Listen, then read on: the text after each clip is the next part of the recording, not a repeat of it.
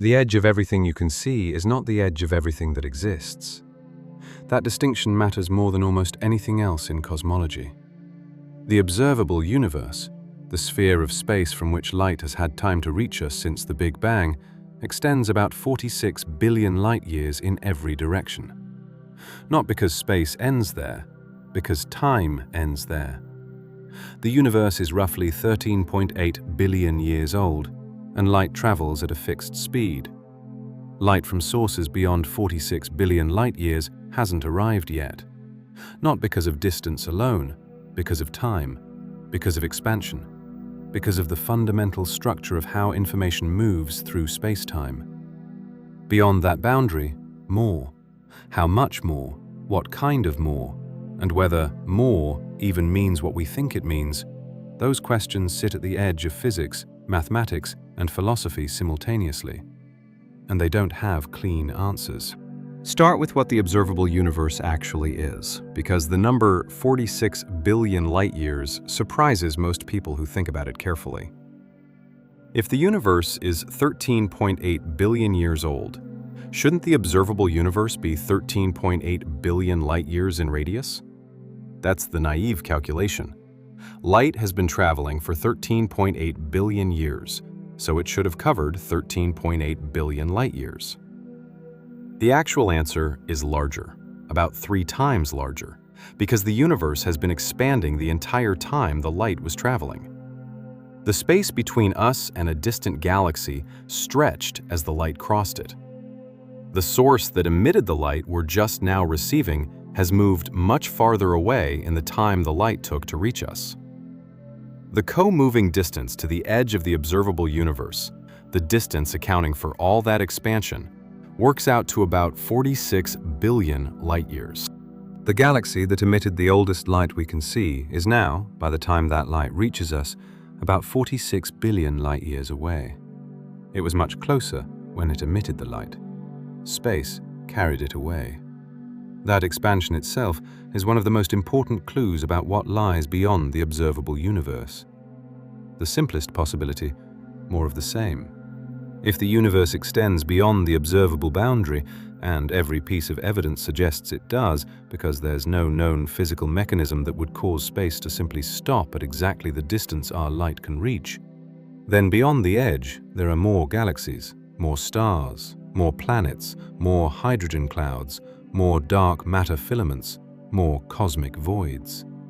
The same physics, the same constants, the same types of structures, just arranged differently due to different initial fluctuations. How much more?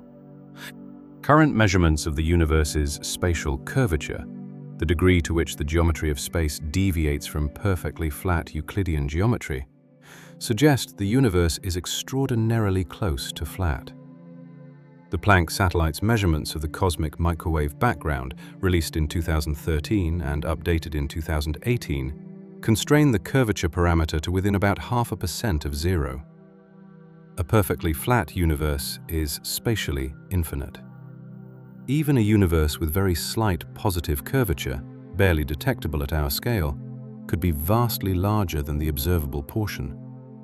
One estimate, published by Max Tegmark of MIT and others, puts the minimum radius of the universe at something like tens of orders of magnitude larger than the observable portion if the curvature is near the measured value.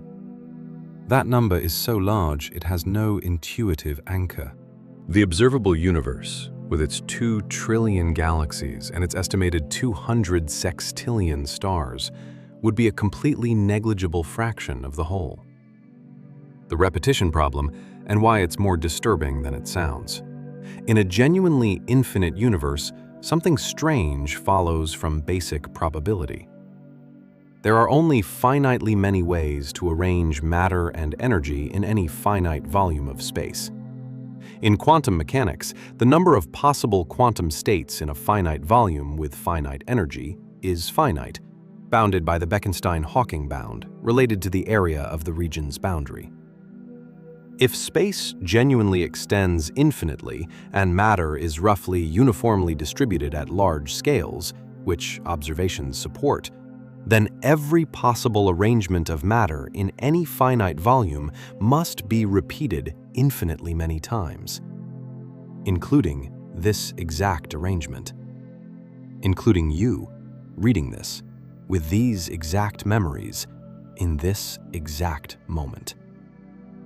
Not a similar arrangement. The identical quantum state, repeated an infinite number of times, spread throughout an infinite universe. Tegmark calculated the typical distance to the nearest identical copy of the observable universe as approximately 10 to the power of 10 to the 128 meters. A number so large it cannot be written out in any conventional notation. The exponent itself has an exponent. But in an infinite universe, that distance is finite. The copy exists somewhere, infinitely far away. That conclusion isn't philosophy, it's arithmetic. Infinity multiplied by any non-zero probability gives infinity. The copies are there, if the universe is genuinely infinite. We have no way to see them, we have no way to confirm them, but we can't rule them out with current physics either. Inflation and the universe beyond the horizon. The picture gets stranger here. The theory of cosmic inflation, first proposed by Alan Guth of MIT in 1981 and developed extensively by Andre Linde of Stanford and others, explains several otherwise puzzling features of the observable universe. Why is the temperature of the cosmic microwave background nearly identical in regions of the sky that could never have been in causal contact with each other? Why is the spatial geometry so close to flat? Why are there no magnetic monopoles, despite grand unified theories predicting them? Inflation answers all of these through a period of exponential expansion in the first tiny fraction of a second after the Big Bang. Expansion so fast, it stretched quantum fluctuations to cosmic scales and smoothed out any large-scale irregularities.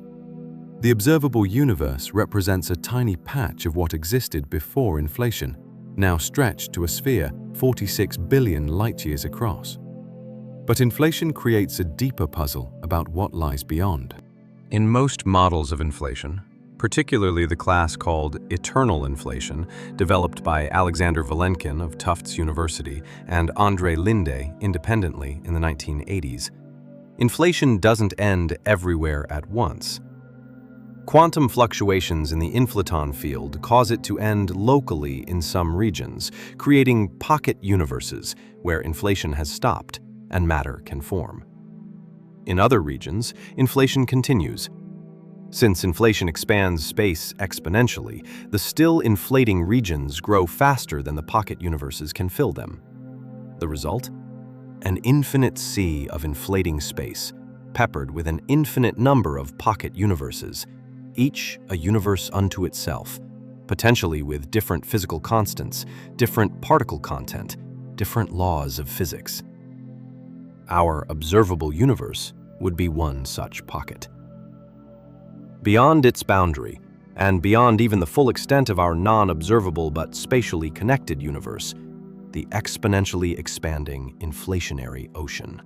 Not empty space, not more galaxies, a different kind of space, expanding too fast for any information to cross from there to here. The multiverse of eternal inflation is not science fiction. It's not confirmed science either.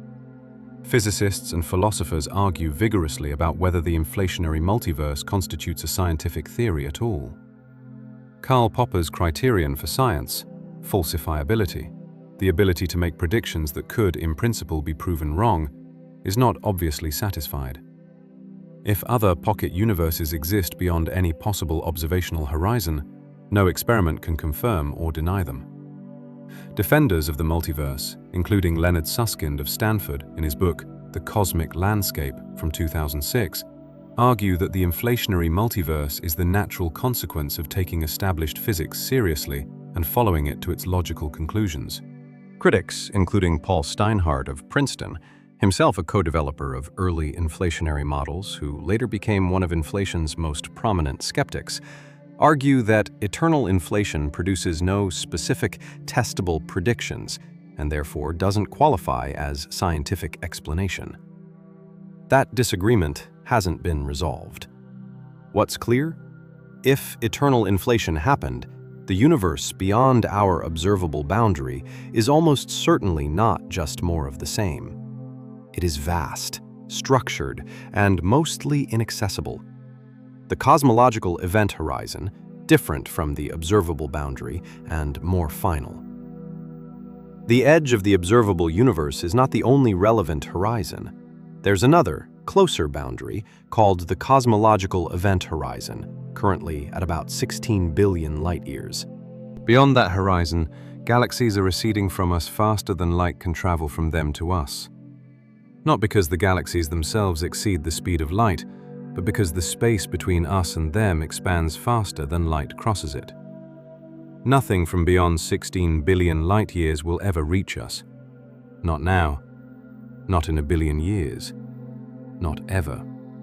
Galaxies currently visible to us but beyond that horizon are sending their last photons toward Earth right now.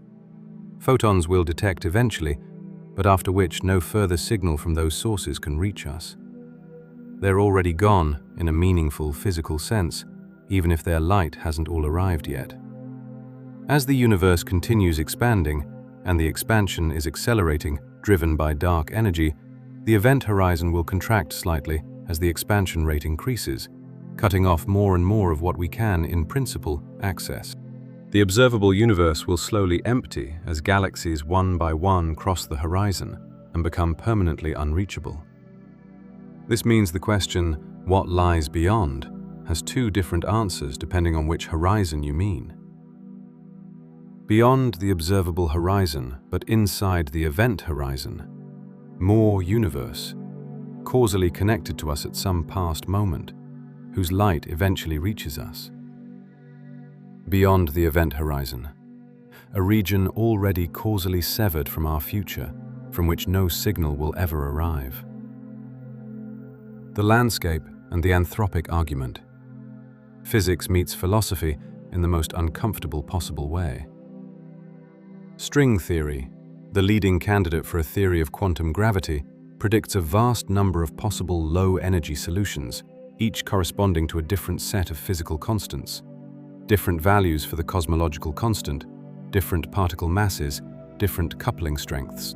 The number of such solutions is often cited as roughly 10 to the 500, an incomprehensibly large number of distinct possible physics.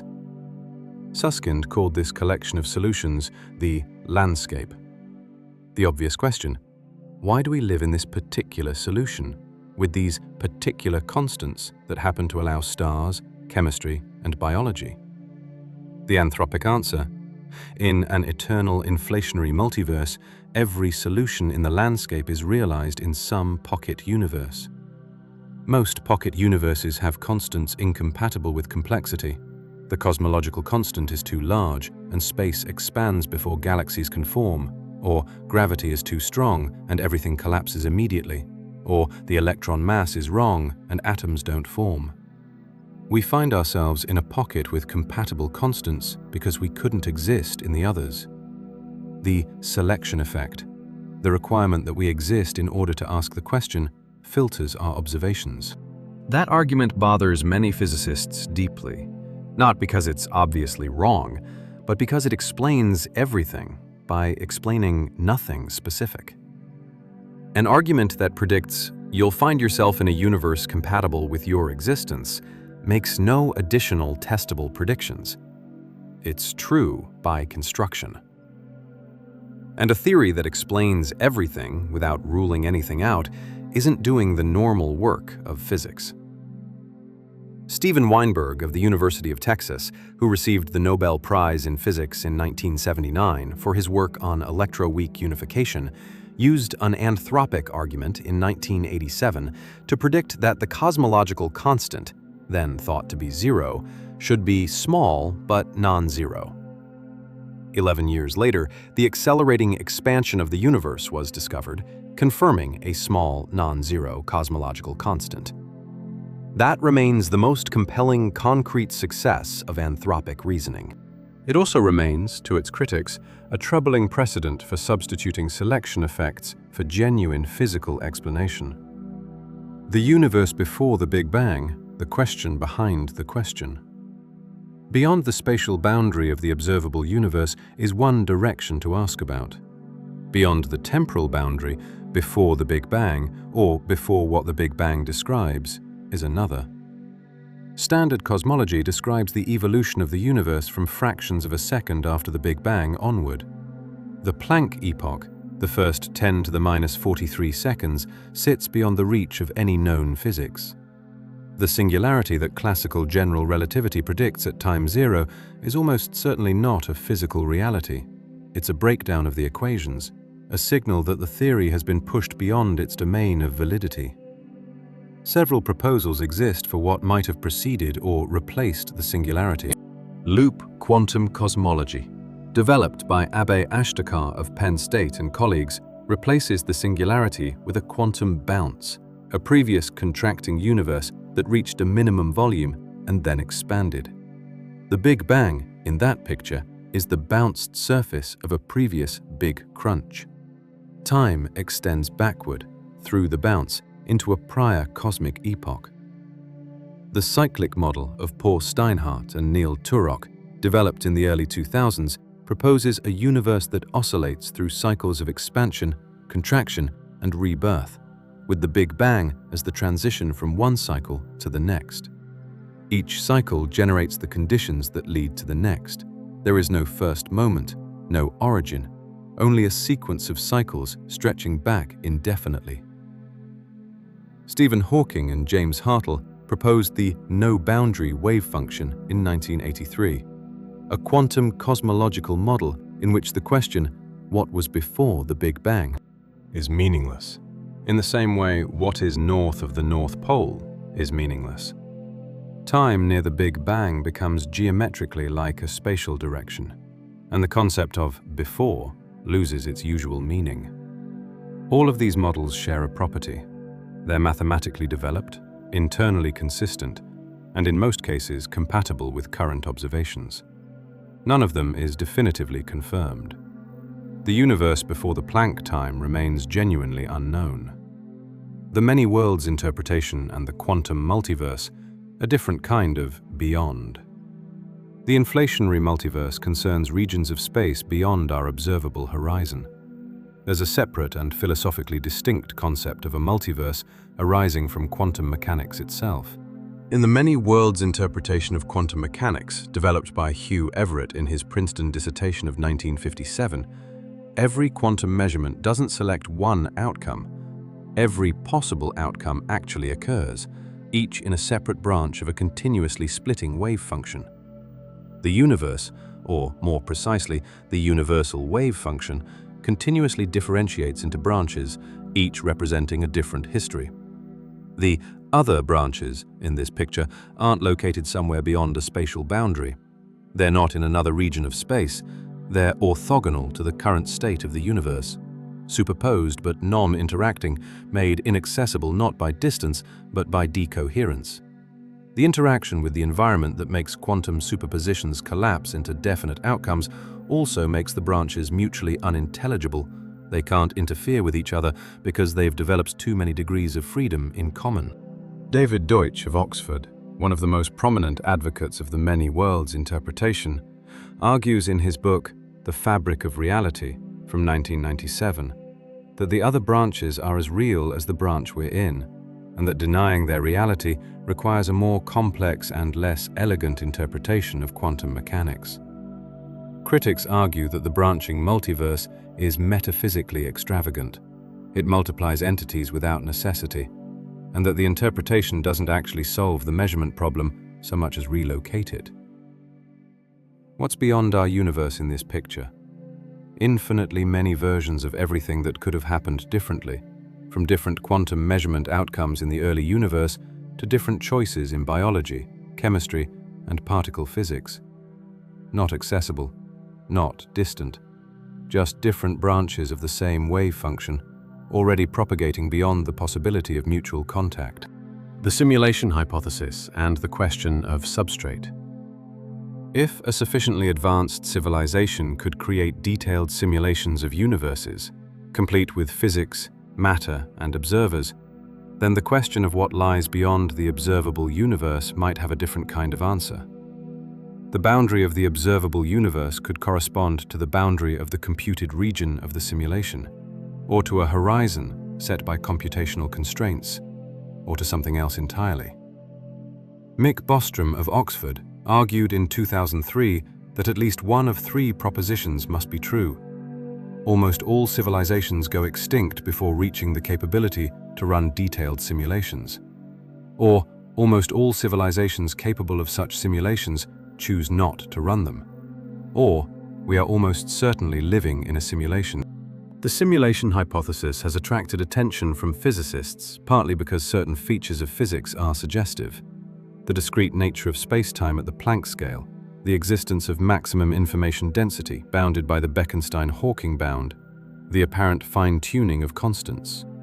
James Gates of the University of Maryland found error-correcting codes, the mathematical structures used in computing to detect and repair data corruption, embedded in the equations of supersymmetry. He described his reaction to that finding as one of genuine discomfort. None of this constitutes evidence. It's pattern matching between two different domains. But the simulation hypothesis cannot be definitively ruled out, and if it were true, the answer to what lies beyond the observable universe would be whatever exists outside the computed region, which could be nothing, or could be something entirely unlike what exists inside. The topology of the universe. What if space loops back on itself? Current measurements suggest the universe is nearly flat on large scales, which is consistent with it being infinite. But a flat universe doesn't have to be infinite. Space could be finite, but without edges, like the surface of a torus, which is flat but wraps around on itself. In a toroidal universe, traveling far enough in one direction would eventually bring you back to where you started. Light emitted from Earth could travel around the universe and return from the opposite direction. You'd see your own galaxy as it appeared millions or billions of years ago in the distant sky. Searches for such cosmic crystallography, patterns in the cosmic microwave background that would appear if space has a finite topology, have been conducted using Planck satellite data. Jana Levin of Barnard College, Columbia University, has been among the most active researchers in this area. No definitive signal of non-trivial topology has been found. The data are consistent with either an infinite flat universe or a finite topology at scales larger than the observable universe. If the topology scale is larger than the observable horizon, we can't see the wraparound patterns, regardless of whether they're there. The topology of space beyond the observable universe is unknown. It could be infinite in all directions. It could wrap back on itself at a scale we haven't accessed. We can't tell from inside the observable portion. What lies beyond the edge isn't just a question about space. It's a question about the limits of knowledge. The observable universe defines not just what we can see, but what we can, in principle, ever know through direct observation. Information beyond the cosmological event horizon, currently at about 16 billion light-years, will never reach us, even with arbitrarily advanced technology, even given infinite time. That's a hard limit. Not a technological limit, a physical one, built into the structure of space-time by the accelerating expansion driven by dark energy. It means there are questions about the universe that are permanently unanswerable by observation. Whether the universe is infinite or finite at scales much larger than the observable portion. Whether other pocket universes exist in the inflationary multiverse. Whether the constants of physics take different values elsewhere.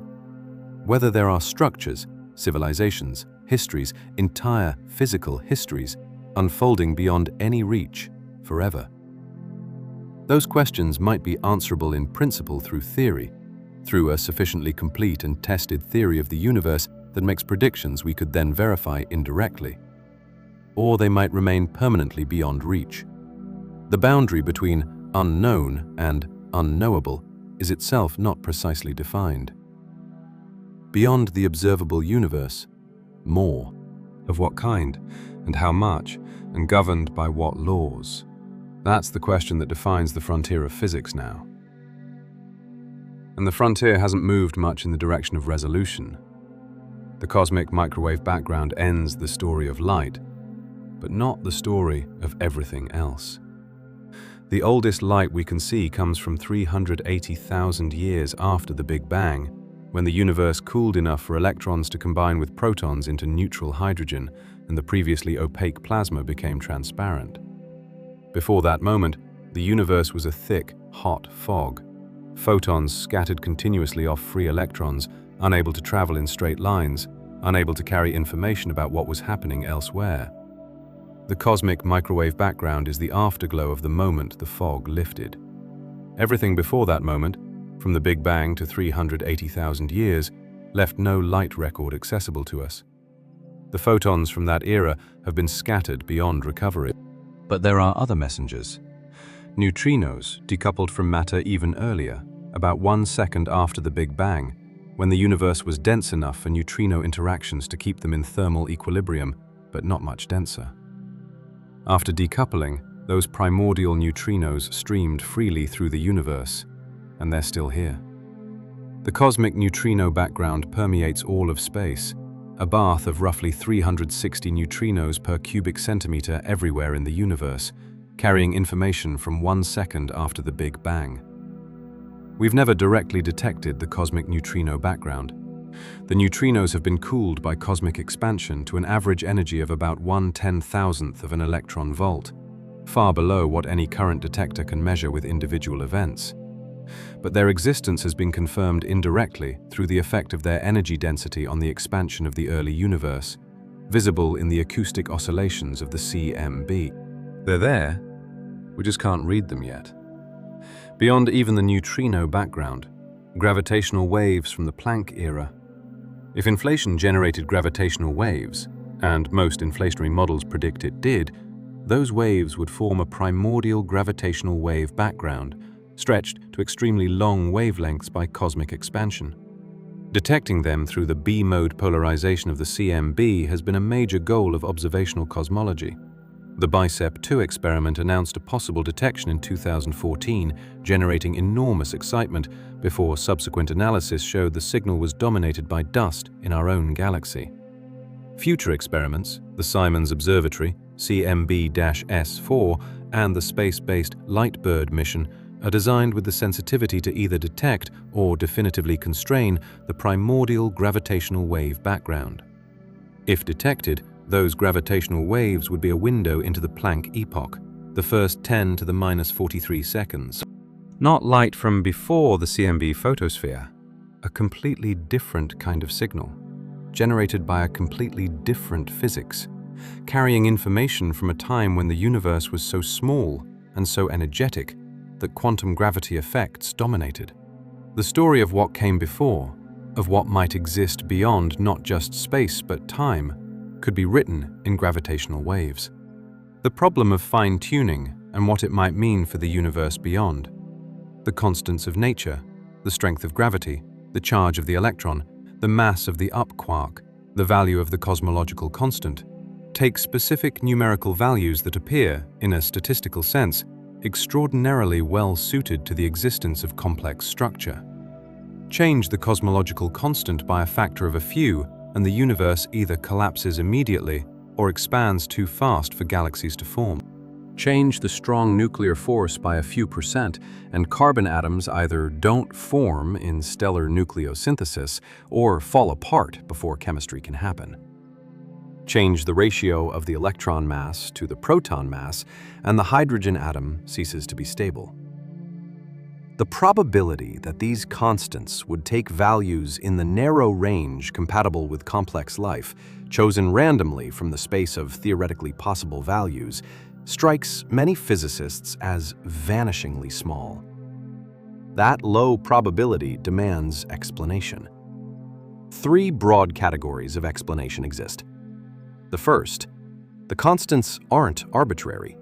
There's a deeper theory, not yet discovered, that uniquely determines their values from first principles, in the same way the laws of geometry determine the ratio of a circle's circumference to its diameter. In that case, there's no fine-tuning to explain. The constants are what they are because they couldn't be otherwise. Most physicists who hold this view are betting on string theory or something like it to eventually provide that deeper theory. The second, the constants are fine-tuned by selection. In a multiverse with different values of the constants in different regions, only the regions compatible with observers contain observers to notice the fine-tuning. The apparent precision of our constants reflects the selection effect of our existence, not any deep coincidence. This is the anthropic argument taken seriously. The third, the appearance of fine-tuning is an artifact of our limited understanding. The relevant probability space might be completely different from what we assume. We're choosing our reference class poorly. The calculation that makes the constants seem improbable is itself based on assumptions about what values are possible, and those assumptions might be wrong. What lives beyond the observable universe matters for the first two explanations. If the universe beyond is more of the same constants everywhere, then the anthropic argument doesn't apply, and the first explanation becomes more compelling. If the universe beyond has varying constants, if inflation created pockets with different physics, the anthropic argument gains purchase. Current physics can't distinguish between those possibilities directly.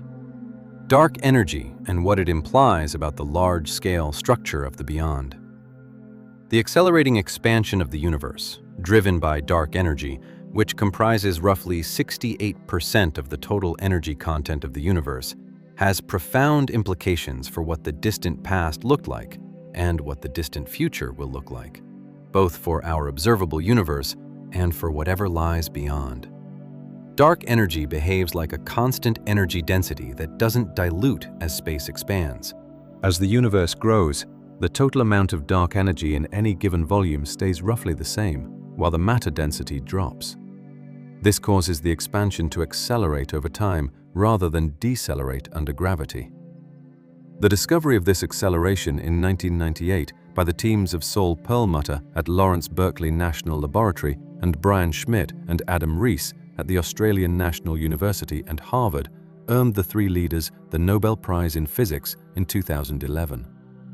If dark energy retains its current value indefinitely, and we don't know whether it does, the universe will eventually reach a state where any two bound systems are separated by space expanding faster than light can cross.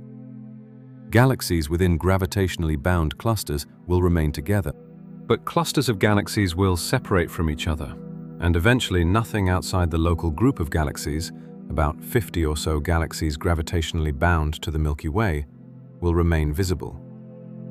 The observable universe will empty out. Beyond the observable horizon today, this process is already further advanced. Regions of space far enough from our own are already in a state where the expansion has completely severed any causal connection with us. There are, right now, galaxies whose light is heading toward us but will never arrive, because the space between us and them is expanding faster than the light can cross it. Those galaxies exist. We'll never know anything about their current state. The anthropic argument about dark energy is one of the few cases where the multiverse picture generated a testable and subsequently confirmed prediction. Weinberg argued in 1987 that if the anthropic principle were correct about the cosmological constant, its value should be small enough to permit galaxy formation, but not much smaller. Because in a multiverse, sampling random values, most observed universes would be near the minimum value compatible with structure.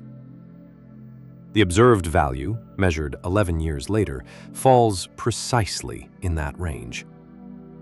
That success doesn't prove the anthropic argument or the multiverse, but it established that at least one prediction derived from them can be made and tested.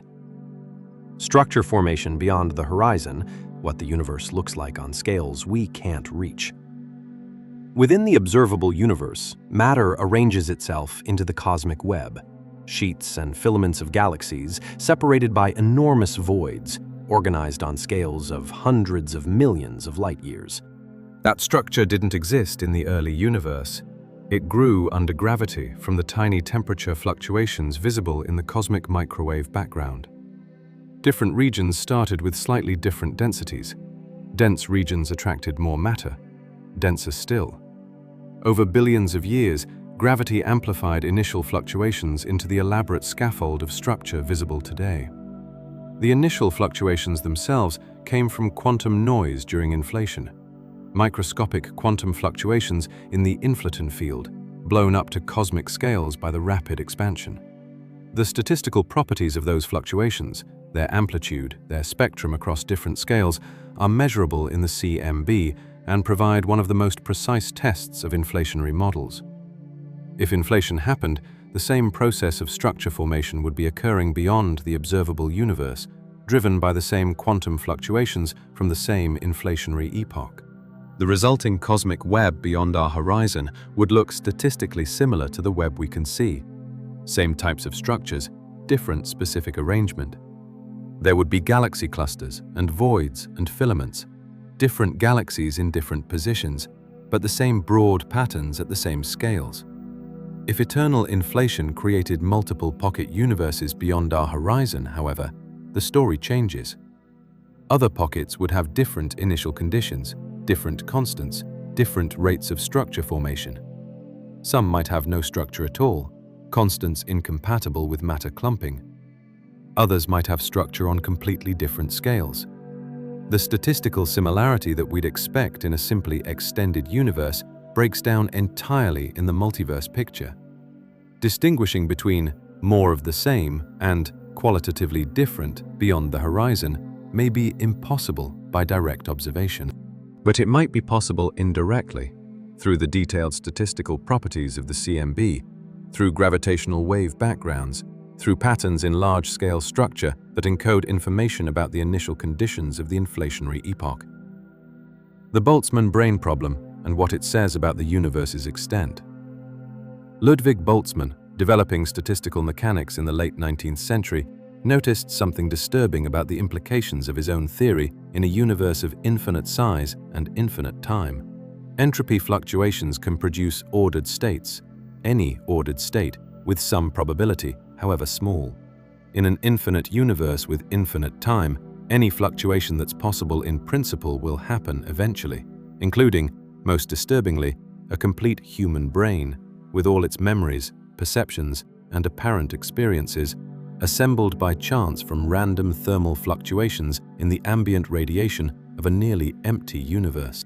Such a Boltzmann brain would be convinced it was a real observer with a real history, despite having no such history. Its memories would be false, assembled by chance into a self-consistent pattern.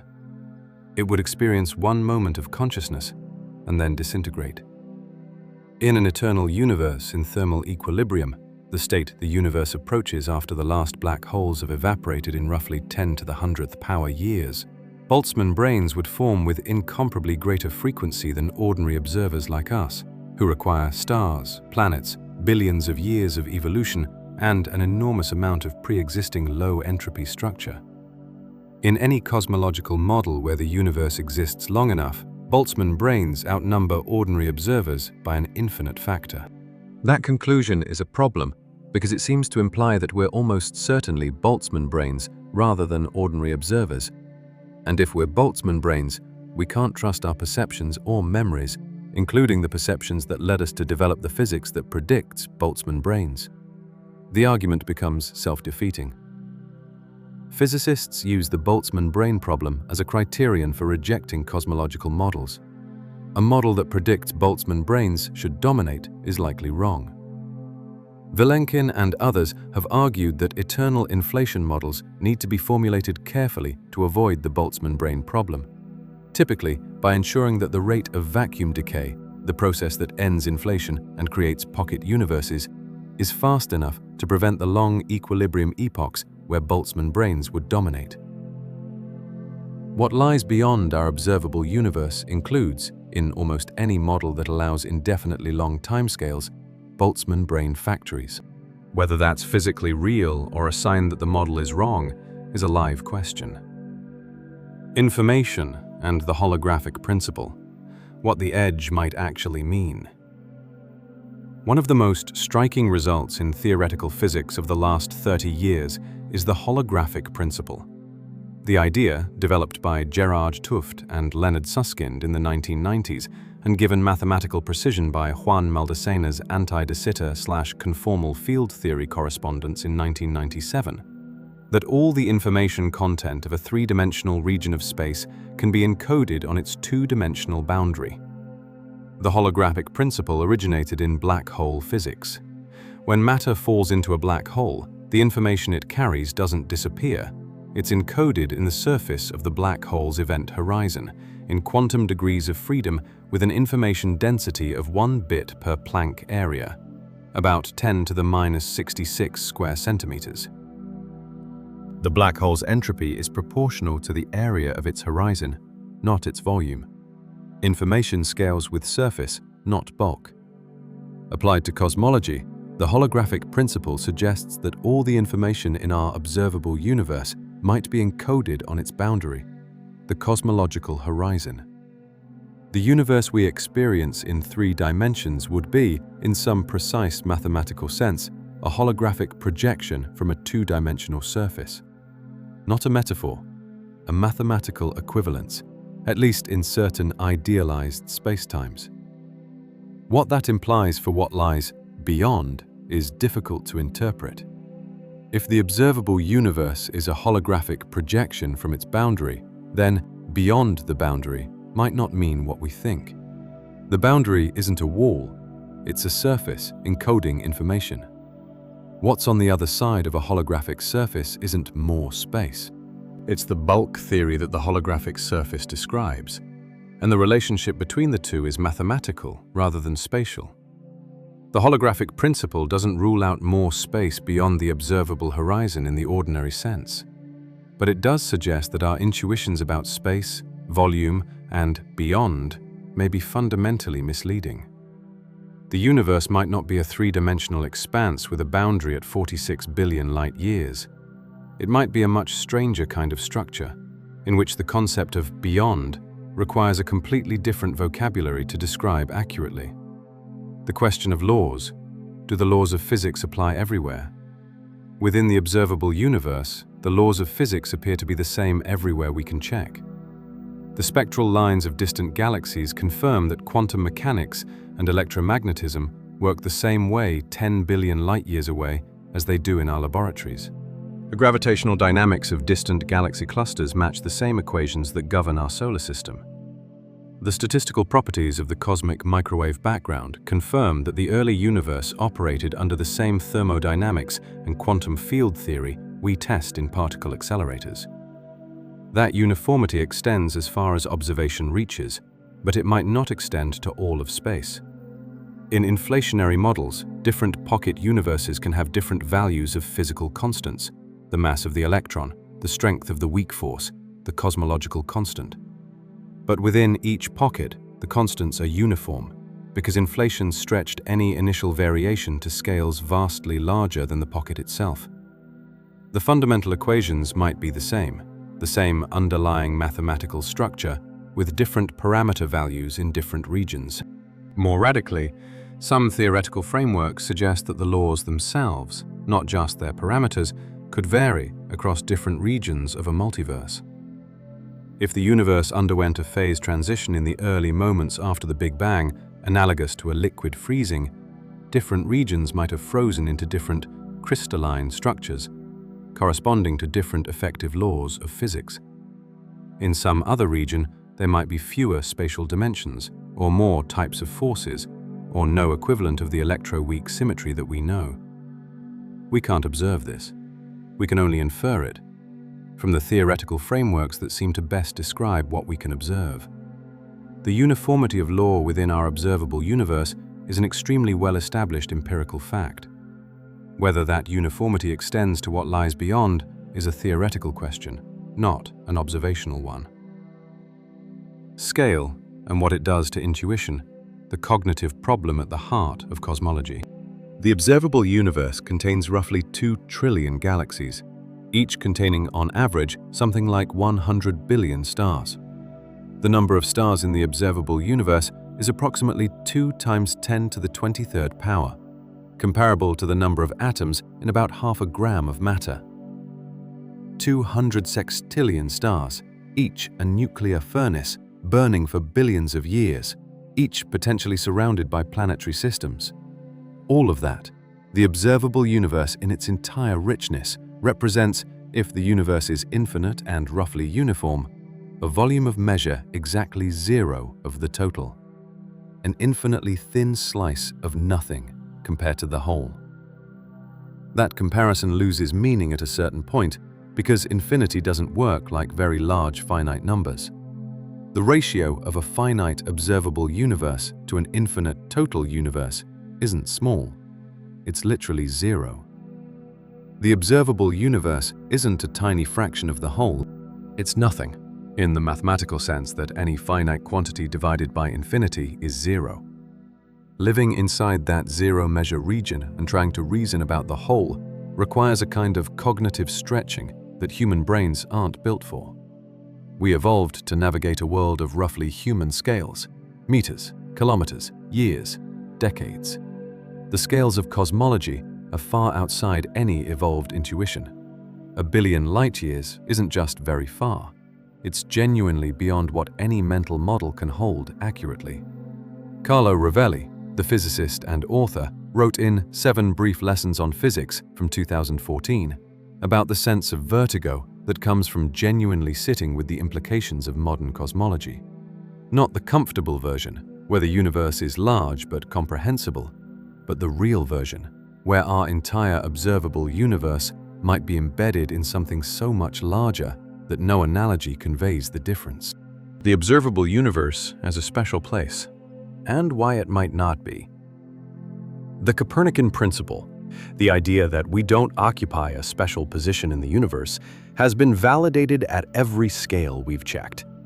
Earth isn't the center of the solar system. The solar system isn't at the center of the Milky Way. The Milky Way isn't at the center of the observable universe. There's no center. But the observable universe itself might be a special place in one sense. It's the region around us from which light has had time to reach us.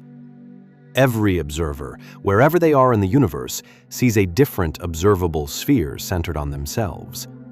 The geometry of the observable universe is observer-specific. Its center is, necessarily, wherever you're standing.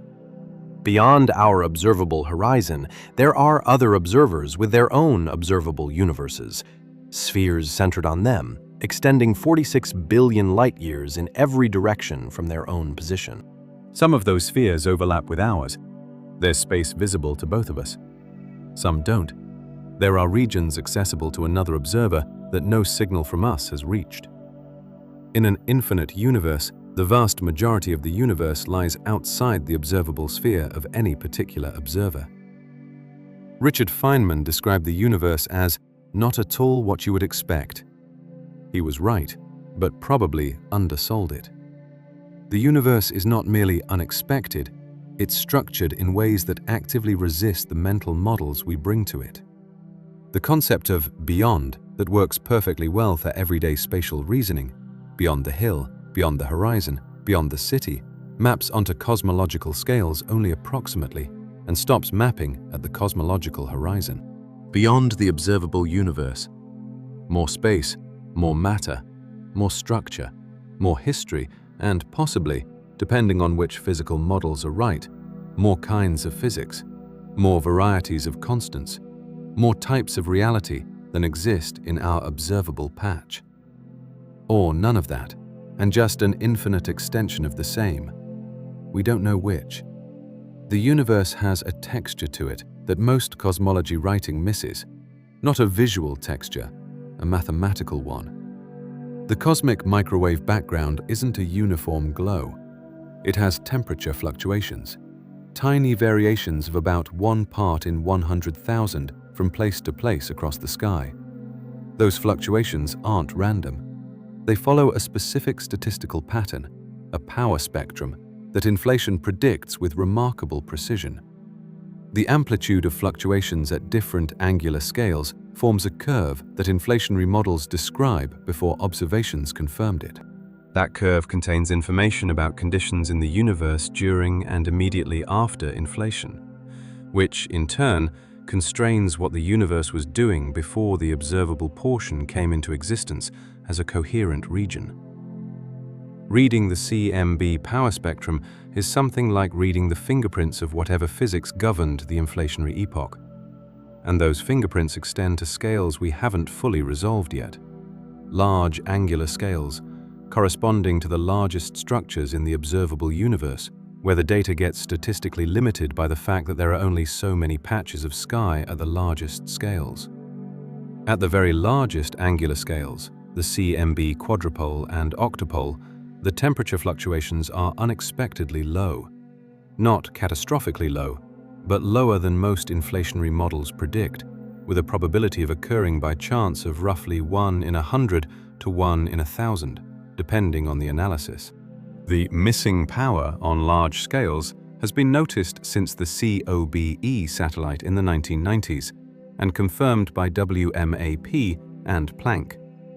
It hasn't gone away with better data. If anything, Planck's measurements have confirmed it more precisely. Several explanations have been proposed. 1. Statistical fluke. With only one universe to observe, unlikely fluctuations do occur. 2. A systematic observational effect from how the Milky Way's foreground emission is subtracted. 3. Physics at or before the end of inflation that suppressed the generation of large-scale fluctuations. The third explanation connects directly to what lies beyond the observable universe. If inflation ended in a way that left its imprint on scales comparable to or larger than the observable horizon, the large-scale anomalies in our CMB could be echoes of pre-inflationary or trans-horizon physics. The dipole alignment problem, a specific anomaly that deserves its own section. The CMB quadrupole and octupole, the largest scale temperature patterns, show an unexpected alignment.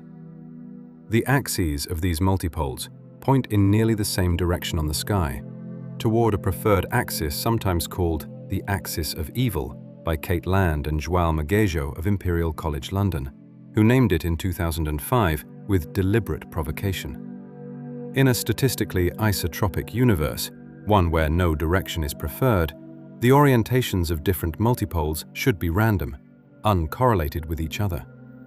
The probability of the quadrupole and octupole aligning as closely as observed by chance is roughly 1 in 100 to 1 in 1,000, depending on the analysis. The alignment persists even after aggressive foreground removal and has been confirmed by multiple analyses of Planck data. If the alignment reflects real physics, if space does have a preferred direction, at least at the scale of the observable universe, then several possibilities emerge. A non-trivial topology with a specific orientation could produce multipole alignment. A large-scale anisotropy in the distribution of matter beyond the observable horizon, a structure vastly larger than anything we can directly see, could imprint a directional signal on the CMB through the integrated Sachs-Wolf effect. Or the early universe might have had a preferred direction built in, a global anisotropy in the inflationary expansion. Pulak-Garg and colleagues at Princeton in 2023 performed a careful analysis attempting to separate potential systematic effects from a genuine physical signal. Their conclusion? The alignment is unlikely to be purely instrumental, but the physical explanation remains unclear. If the universe beyond our horizon has a large-scale anisotropy, a preferred direction on scales of hundreds of billions of light-years, we might be seeing its shadow in the CMB. The geometry of the universe beyond, what curvature actually means for extent. General relativity allows for three types of spatial geometry: flat, spherical, positive curvature, and hyperbolic, negative curvature. In a flat universe, the angles of a triangle sum to 180 degrees, and parallel lines never meet. In a spherically curved universe, triangles have angle sums greater than 180 degrees, and parallel lines eventually converge. In a hyperbolic universe, triangles have angle sums less than 180 degrees, and parallel lines diverge. A spherically curved universe is finite, Its spatial volume wraps around on itself like the surface of a sphere, but in one higher dimension. Travel far enough in any direction, and you return to where you started. A flat or hyperbolic universe can be either infinite or finite with a non-trivial topology, depending on the global structure. The density of energy in the universe determines its curvature. If the total energy density, matter, dark energy, equals the critical density, the geometry is flat. Planck measurements constrain the density parameter omega to within about 0.5% of 1, the value corresponding to flat geometry. But that constraint comes only from within the observable universe. The curvature measured locally could differ from the global curvature if the universe is large enough that we're sampling only a small portion. Thomas Boucher of the University of Lyon and collaborators have argued that the standard way of inferring global curvature from local observations may be mathematically subtler than usually assumed. That averaging a lumpy, inhomogeneous universe doesn't work exactly the same as working with a perfectly smooth one. That cosmological back-reaction problem is technically contested and remains unresolved.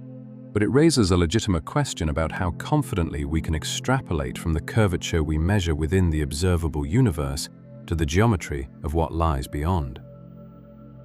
A universe that appears nearly flat within the observable portion could have quite different geometry at larger scales, not because the physics changes, but because we're measuring a local property of what might be a globally curved structure. Vacuum decay and the threat from beyond the horizon. The Higgs field, the quantum field whose excitation is the Higgs boson discovered at CERN in 2012, permeates all of space. Every point in the universe sits at a specific value of the Higgs field, corresponding to the minimum energy state of that field. But metastability calculations performed after the Higgs mass was measured suggest that the current value might not be the absolute minimum. It might be a local minimum, a false vacuum, with a lower energy state available elsewhere in the field's potential landscape. If the Higgs field is in a metastable state, then quantum tunneling could allow a bubble of true vacuum to nucleate spontaneously at any point in space. Inside the bubble, the physical constants, determined by the Higgs field value, would be different. The bubble wall would expand at very nearly the speed of light. Outside the bubble, everything would remain as it is until the wall arrived. When it arrives, the change in physics within happens faster than any physical process within the material. There would be no warning and no experience of the transition. Calculations by Jürgen Elias Miró, José Espinosa, Gian Giudice, and collaborators, updated after Higgs mass measurements at the LHC, place the universe in a region of the Higgs potential they describe as metastable, not definitively stable, not definitively unstable, but consistent with a lifetime for the current vacuum that's much longer than the current age of the universe, somewhere around 10 to the 385 years. That number is enormous, but it's finite, and it raises an unsettling question about what lies beyond the observable universe right now. A bubble of true vacuum could have nucleated anywhere in the universe at any point in time since the Big Bang. If it nucleated far enough away, its expanding wall would not yet have reached us. It could be expanding towards us right now, at nearly the speed of light, from beyond the observable horizon. We wouldn't know. No signal from the bubble wall can outrun the bubble wall. The universe beyond our horizon might already contain a region of true vacuum, expanding at the speed of light, which will eventually, not for an extraordinarily long time, but eventually, reach us. Or it might not. The probability of nucleation in any given region is extraordinarily small per unit time, but the volume of space is large and the time available is long. Whether a bubble has or hasn't nucleated beyond our horizon is genuinely unknown. The large-scale structure beyond what surveys are beginning to reveal at the edge. Modern galaxy surveys have mapped the three-dimensional distribution of galaxies to increasingly large distances. The Sloan Digital Sky Survey mapped roughly 1 million galaxies out to about 6 billion light-years. The Dark Energy Spectroscopic Instrument, DESI, currently operating at the Kitt Peak National Observatory in Arizona, will map roughly 35 million galaxies over 5 years, reaching redshifts of about 3.5, corresponding to distances of about 11 billion light-years, when the universe was about 2 billion years old. Those surveys don't directly show what lies beyond the observable horizon, but they do something nearly as interesting. They reveal the baryon acoustic oscillation pattern, a characteristic scale imprinted in the distribution of galaxies by sound waves in the early universe plasma, frozen in place at the epoch of recombination, 380,000 years after the Big Bang. That pattern acts as a standard ruler, a known scale in the universe's history that can be measured at different distances to determine how the expansion rate has changed over cosmic time.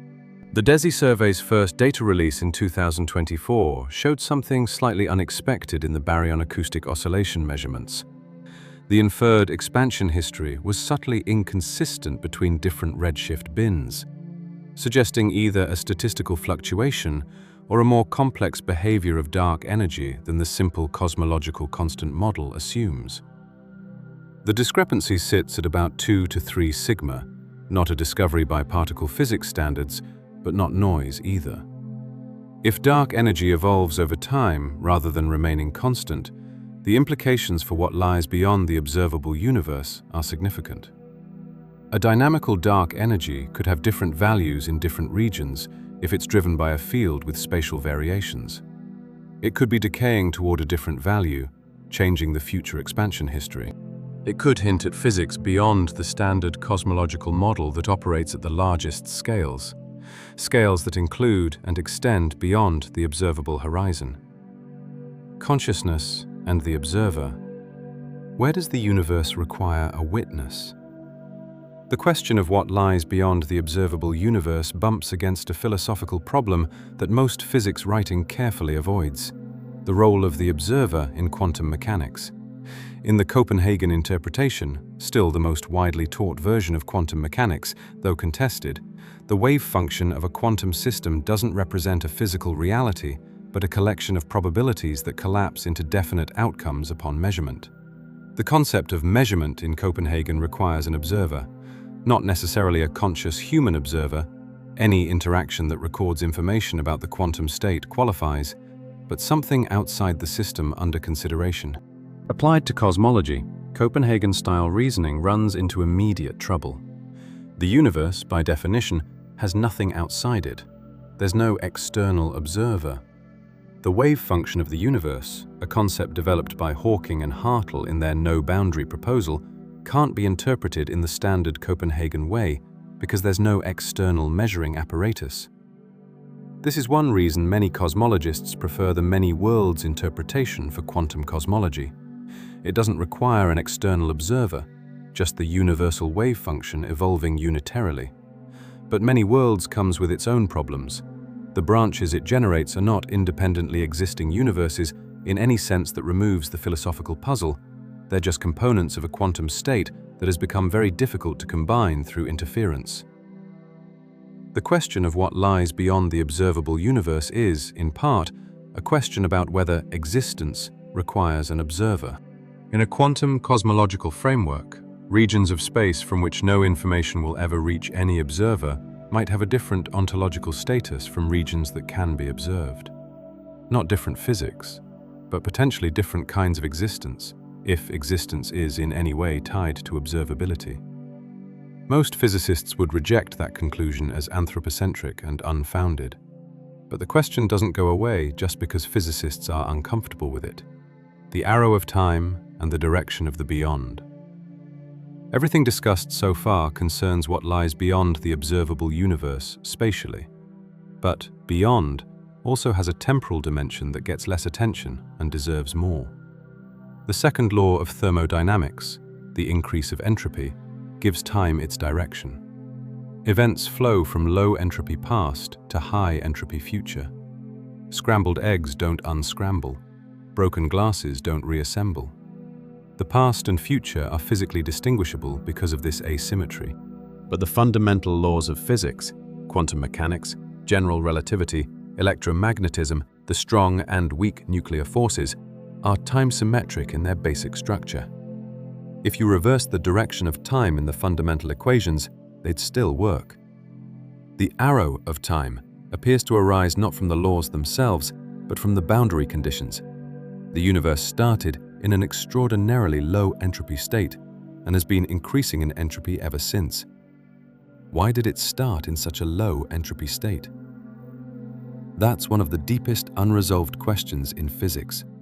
Sean Carroll of Caltech and his collaborators have argued extensively that the low entropy initial state of our universe can only be understood in the context of a much larger structure, perhaps an eternal universe, perhaps a multiverse, in which our low entropy Big Bang is a rare fluctuation into a special state that then evolves into the universe we observe. In Carroll's framework, there exists a much larger space of states, a phase space of all possible configurations of the universe, and our Big Bang represents a small corner of that space. Why our universe occupies that corner is, in this view, the same kind of question as why Boltzmann brains exist. It requires understanding the statistical distribution across the full ensemble, not just the single observed case. What lies beyond the observable universe, in time as well as space, might be a much larger structure of states, including all the states the universe passed through before our Big Bang, if the loop quantum cosmology bounce model is correct, and all the states it will pass through after the last black holes evaporate, and all the states in other pockets of the eternal inflationary multiverse. The observable universe as a region of space is a tiny sphere. The observable universe as a region of all possible states is, if any of these models are correct, equally negligible. The universe's acceleration and the disconnection already in progress. Something that rarely gets stated clearly. The process of disconnection from the universe beyond the horizon has already begun. Not as a future event, as a present reality.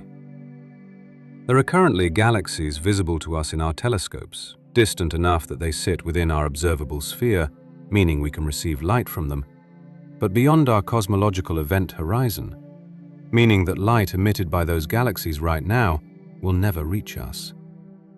We see them as they were billions of years ago. Their present selves are already unreachable. Their future light has been cut off. The Milky Way is part of the Local Group, a cluster of about 50 to 80 galaxies, mostly small dwarf galaxies, gravitationally bound to each other and to the Andromeda Galaxy. That local group will remain gravitationally bound even as the universe expands, merging in about 4.5 billion years into what some astronomers call Milkomeda. The gravitational binding will overcome the expansion locally. Beyond the local group, gravitational structures larger than about 500 million light-years across won't remain bound in the long-term future. The great attractor, the concentration of mass toward which the Milky Way and thousands of other galaxies are currently being pulled, lies about 250 million light-years away in the direction of the Centaurus and Hydra constellations. Over cosmic timescales, the structure around the great attractor will eventually be pulled apart by expansion. In the very far future, roughly 100 billion years from now, when the expansion has carried most observable galaxies beyond the event horizon, the observable universe from any vantage point in the local group descendant will contain only the merged Milky Way Andromeda system and a handful of dwarf galaxies. No other galaxies visible. No evidence from observation alone that other galaxies ever existed, because the light from distant galaxies will have redshifted to wavelengths too long to detect even in principle. An observer in that future, with no access to our current observations or records, would have no way to reconstruct the large-scale structure of the universe. They'd be unable to infer the Big Bang from what they could see, because the CMB would have redshifted to wavelengths far beyond detection. Cosmological knowledge, knowledge of what lies beyond the local group, will eventually become unreachable not just beyond the observable horizon, but even within it. the universe erases its own history from observability over sufficiently long timescales. The Hubble tension, and what it hints about large-scale structure. One of the most discussed problems in contemporary cosmology is the Hubble tension, the discrepancy between the expansion rate of the universe measured from the CMB and early universe physics, giving around 67 kilometers per second per megaparsec, and the rate measured from Cepheid variable stars and Type 1a supernovae in the local universe, giving around 73 kilometers per second per megaparsec. The tension sits at about 5 sigma, well above the discovery threshold in particle physics, though the cosmological context is different. Both measurements have been checked multiple times with different instruments and techniques. The discrepancy persists. One or both of the measurements has a systematic error that hasn't been identified, or the standard cosmological model, the lambda CDM model with a cosmological constant and cold dark matter, is missing something. Several proposals have been made for new physics that could resolve the tension. Early dark energy. A brief period of additional dark energy in the early universe that would change the sound horizon scale used in CMB-based Hubble constant measurements. Interacting dark energy and dark matter. A new relativistic species beyond the known neutrinos. Each of these proposals makes additional predictions about the universe's structure that can be tested. What's relevant for the question of what lies beyond the observable universe? If the Hubble tension reflects real new physics rather than systematic error, it might imply large-scale inhomogeneities in the universe that affect our inferred expansion rate. If we're living in a region of the universe with slightly different density than average, a local void or a local overdensity, our locally measured expansion rate could differ from the global average.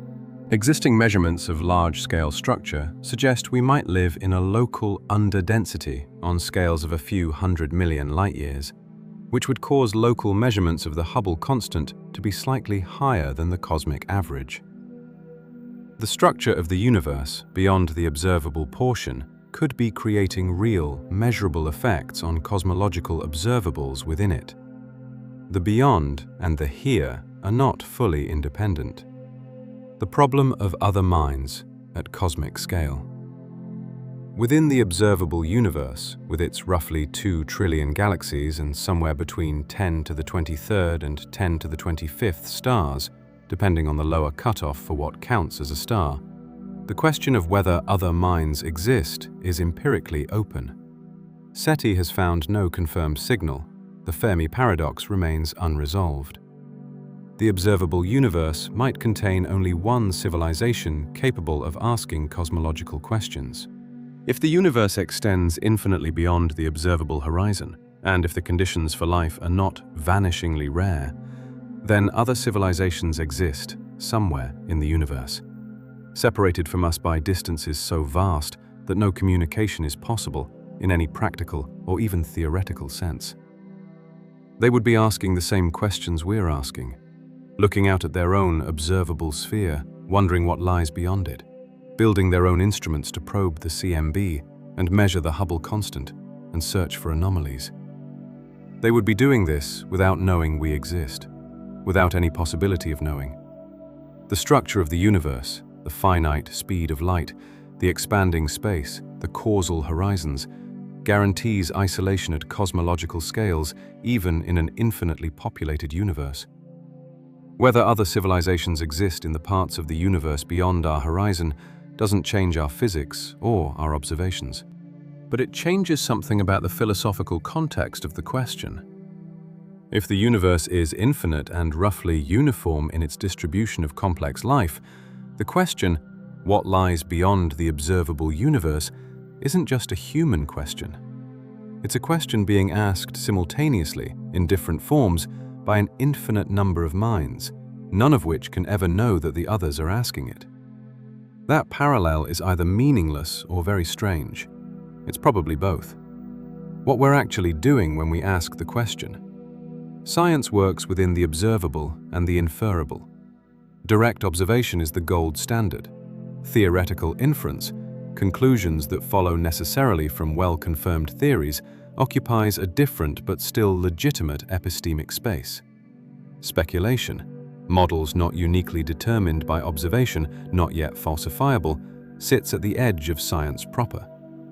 The question of what lies beyond the observable universe currently spans all three categories. Some conclusions are well-supported inferences from confirmed theories.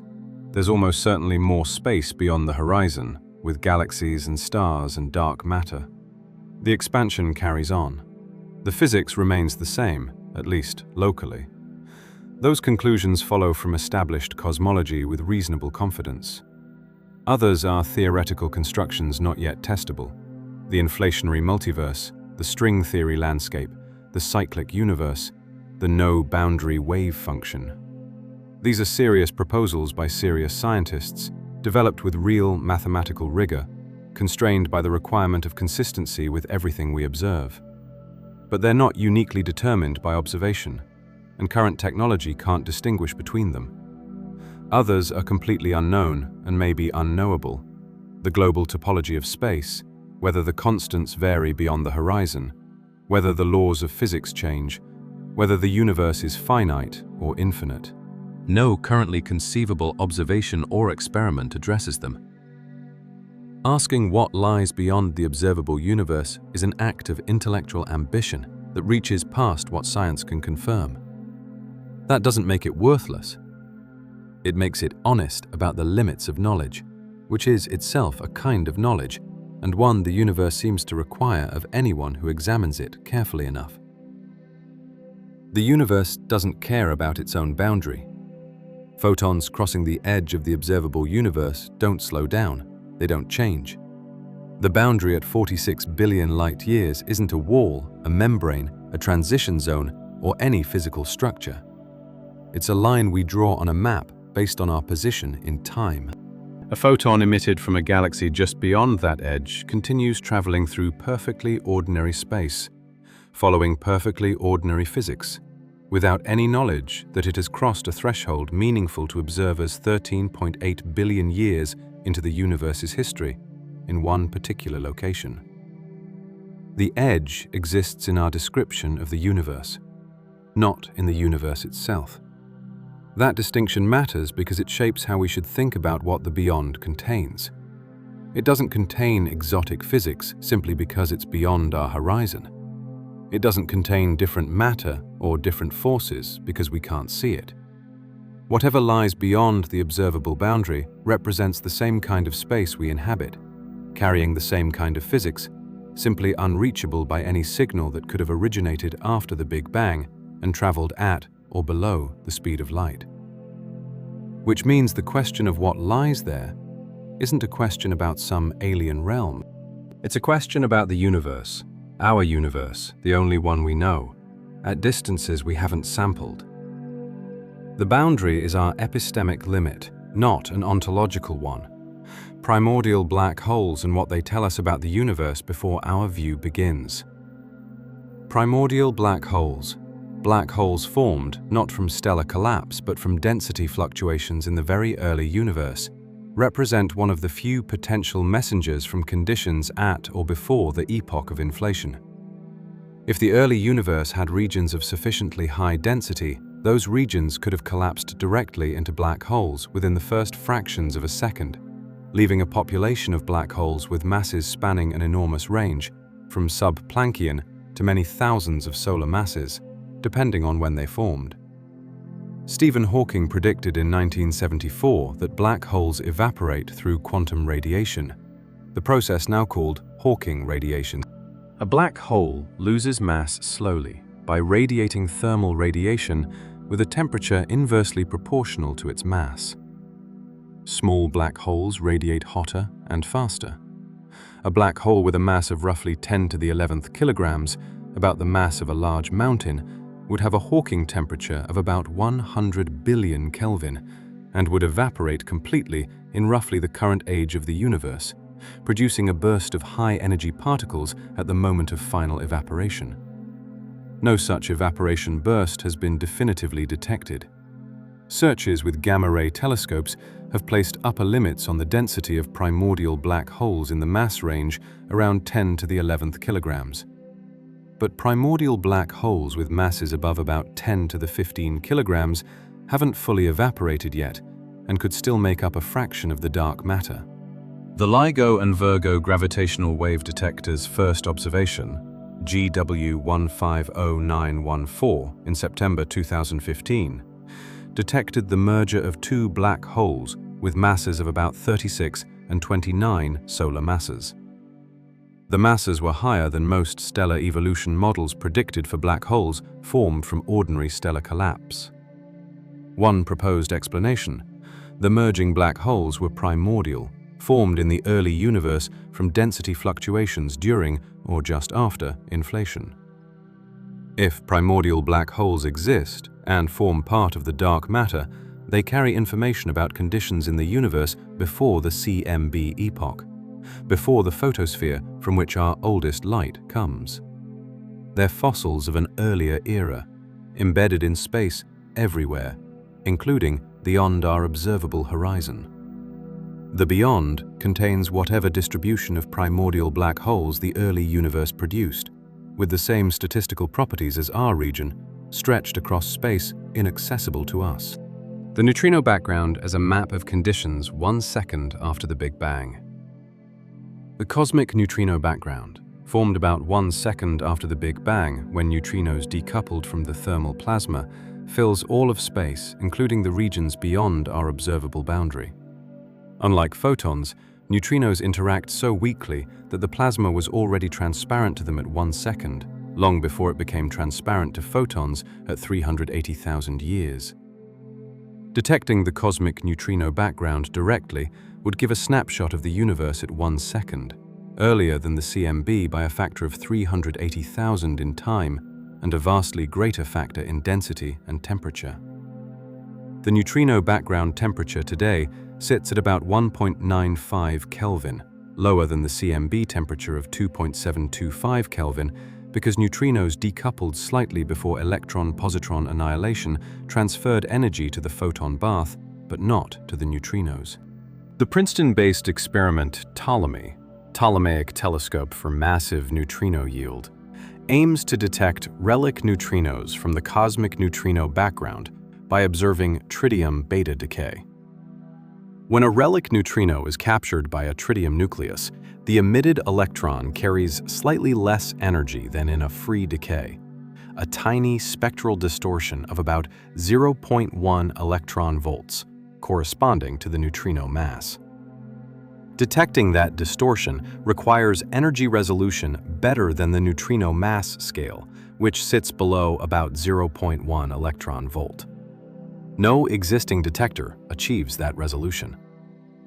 Ptolemy represents a conceptual path toward eventually detecting the cosmic neutrino background directly. If that detection succeeds, information from 1 second after the Big Bang would become directly accessible, a record of conditions vastly earlier than the CMB.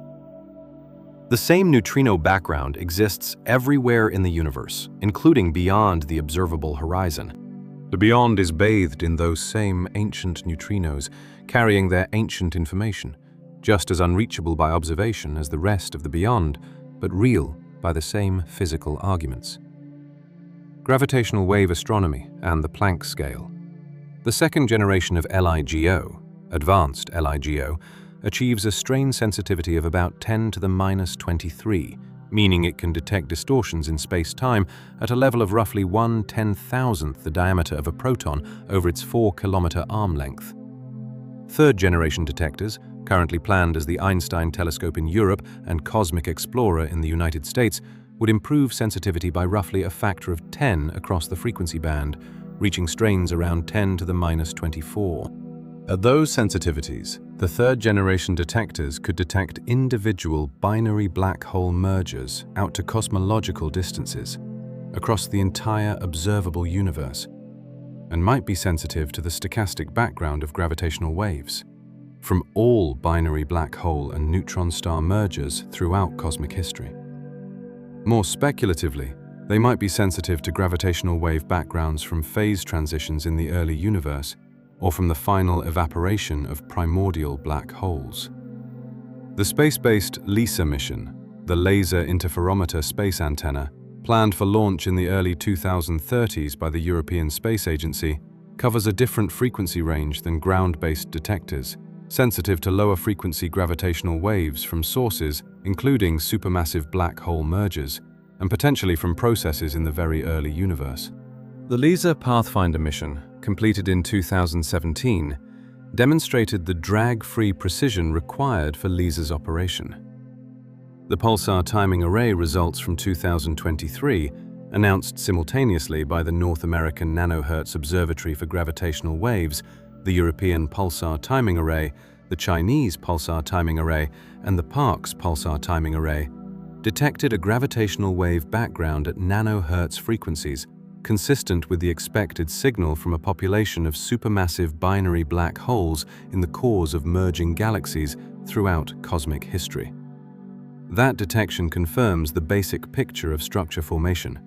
Galaxies merge, their central supermassive black holes spiral together, and the final merger releases an enormous burst of gravitational wave energy. Whether any of those gravitational wave signals carry information about what lies beyond the observable universe, about conditions before the CMB, about inflation, about physics at the Planck scale, remains unknown. The potential is there. The instrumental sensitivity isn't yet. The Sunyaev-Zeldovich effect and what galaxy clusters reveal about large-scale structure.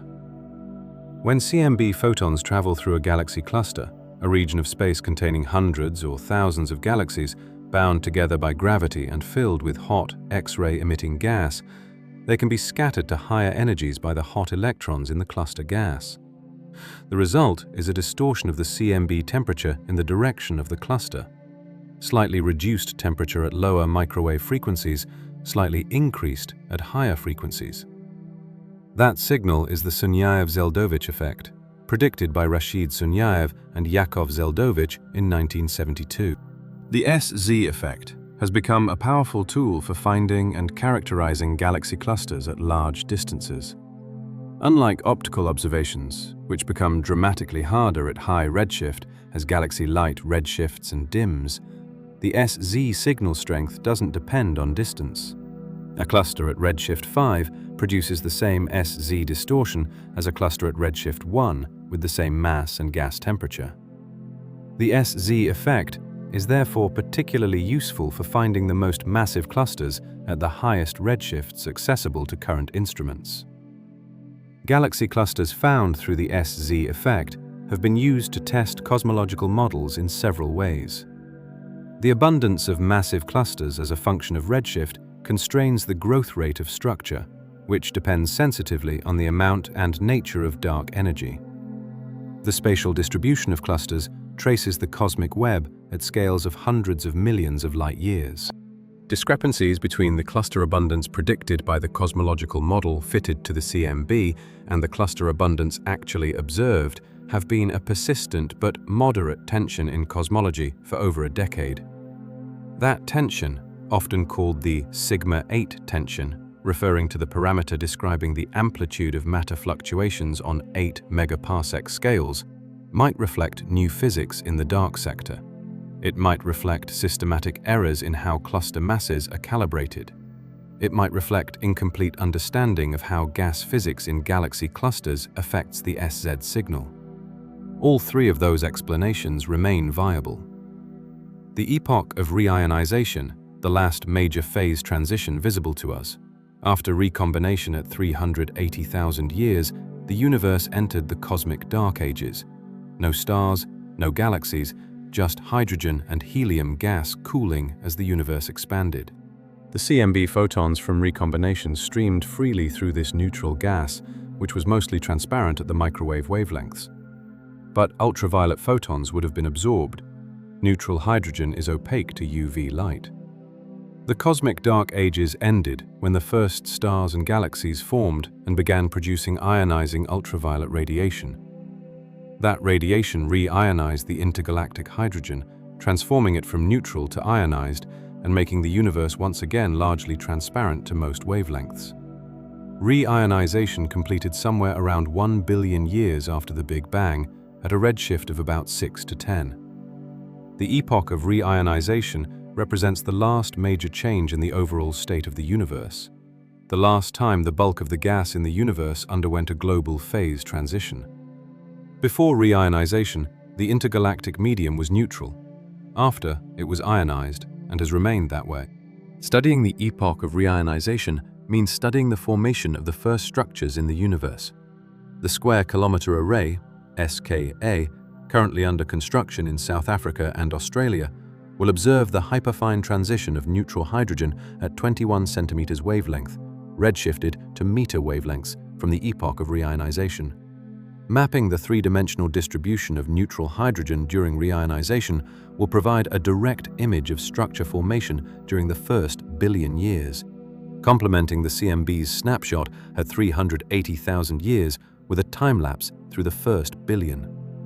Those observations won't directly reveal what lies beyond the observable universe, but they constrain the conditions in our observable universe during its earliest directly observable epoch, improving our models of inflation and structure formation, which, in turn, constrains theories of what lies beyond. The far future of the observable universe and what it implies about the beyond. Following the universe forward in time reveals a series of transitions that affect what can be observed and what counts as local. Those transitions give a concrete picture of how the observable and the beyond relate across cosmic time. Roughly 2 to 3 billion years from now, the observable universe will be noticeably emptier. Galaxies currently on the edge of our observable sphere will have redshifted beyond the point where any telescope can detect them. Dark energy will have driven the expansion to the point where signals from those galaxies can barely keep pace with expansion. About 4.5 billion years from now, the Milky Way and Andromeda will begin their merger, a process that will take roughly 1 billion years to complete. The resulting elliptical galaxy will exist in a local group that has begun to feel increasingly isolated as expansion carries other galaxy groups beyond the event horizon. Roughly 100 billion years from now, the observable universe from any point in the Milky Way-Andromeda merger remnant will contain only the local group, a few dozen galaxies surrounded by, from an observational standpoint, nothing. The CMB will have redshifted to wavelengths of about a centimeter, still detectable in principle, but the angular scale of the CMB fluctuations will appear different, and the interpretation without knowledge of what's beyond the horizon will be impossible to reconstruct. After roughly 1 trillion years, the last low-mass stars will have exhausted their hydrogen fuel and faded to brown dwarfs or white dwarfs.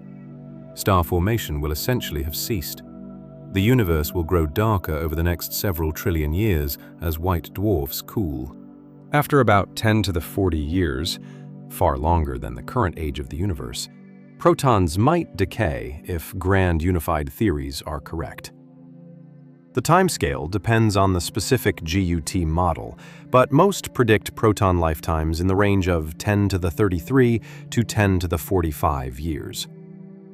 Ordinary matter would slowly dissolve.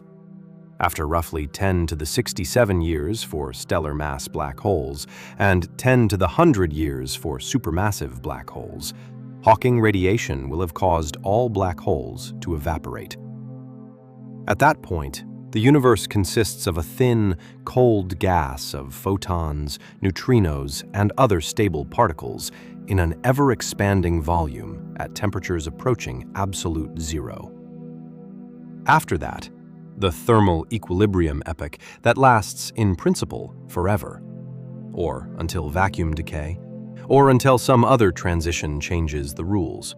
Whatever lies beyond our observable universe today will face the same far future evolution, with the same timescales, producing the same ultimate fate, or a different one if the physics varies across the multiverse. The limits of language. Why describing the beyond is harder than thinking about it. Language evolved to describe the world at human scales. Spatial words, beyond, above, inside, edge, come loaded with presuppositions about dimensionality, continuity, and embeddedness that may not apply to the universe at cosmological scales. What lies beyond the observable universe presupposes that beyond has a meaning, that there's a there, accessible in principle if not in practice. For the region just outside the horizon, that presupposition seems safe. More space, more structure, physics we know. But for the multiverse, for the no-boundary proposal, for the holographic picture, the word beyond may not carve the universe at its joints. Ludwig Wittgenstein famously wrote that, "The limits of my language mean the limits of my world." Applied to cosmology, the limits of our spatial temporal language might be limiting our conception of what the universe could be beyond the horizon. If the universe is fundamentally a quantum state, or a holographic projection, or a network of causal relationships rather than a smooth manifold, then the question, what lies beyond, might be the wrong question. Not because there's no answer, but because the question assumes a framework that doesn't apply. That's not a counsel of despair. It's an observation that some of the progress on this question might require conceptual revolution rather than just more data. Just as Einstein's greatest achievement wasn't solving the equations of Newtonian gravity, but reconceptualizing space and time as a single dynamical entity. Understanding what lies beyond the observable universe might require reconceptualizing what beyond means at the deepest level of physical description. What the universe beyond knows, a different angle on the same question. Whatever lies beyond the observable universe, whether more of the same or pocket universes with different constants or something stranger, those regions exist in a state of complete mutual inaccessibility with us. Not temporarily, not waiting for better technology, permanently, by the structure of space-time. But mutual inaccessibility doesn't mean mutual ignorance in all respects. The conditions in our region of the universe are a consequence of the same physics and the same initial conditions that produced the rest. We don't need to observe the beyond to know something about it. If our region is typical, if the Copernican principle holds at the scale of the multiverse, then regions statistically similar to ours are common out there. They produce the same types of stars, the same rough elemental abundances, the same large-scale structure on similar scales.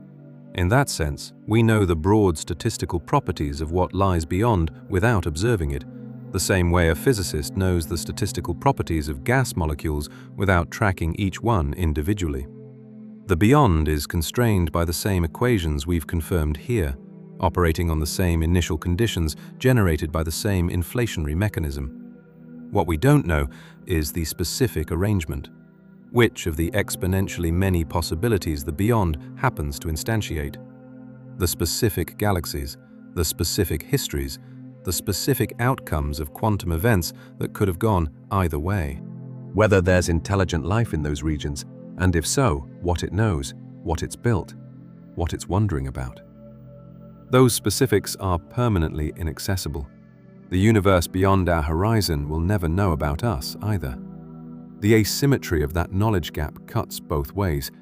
We don't know them, they don't know us. And nothing about the physics of the universe closes that gap. The universe contains roughly as many stars as there are grains of sand on all of Earth's beaches, and that comparison barely scratches the problem.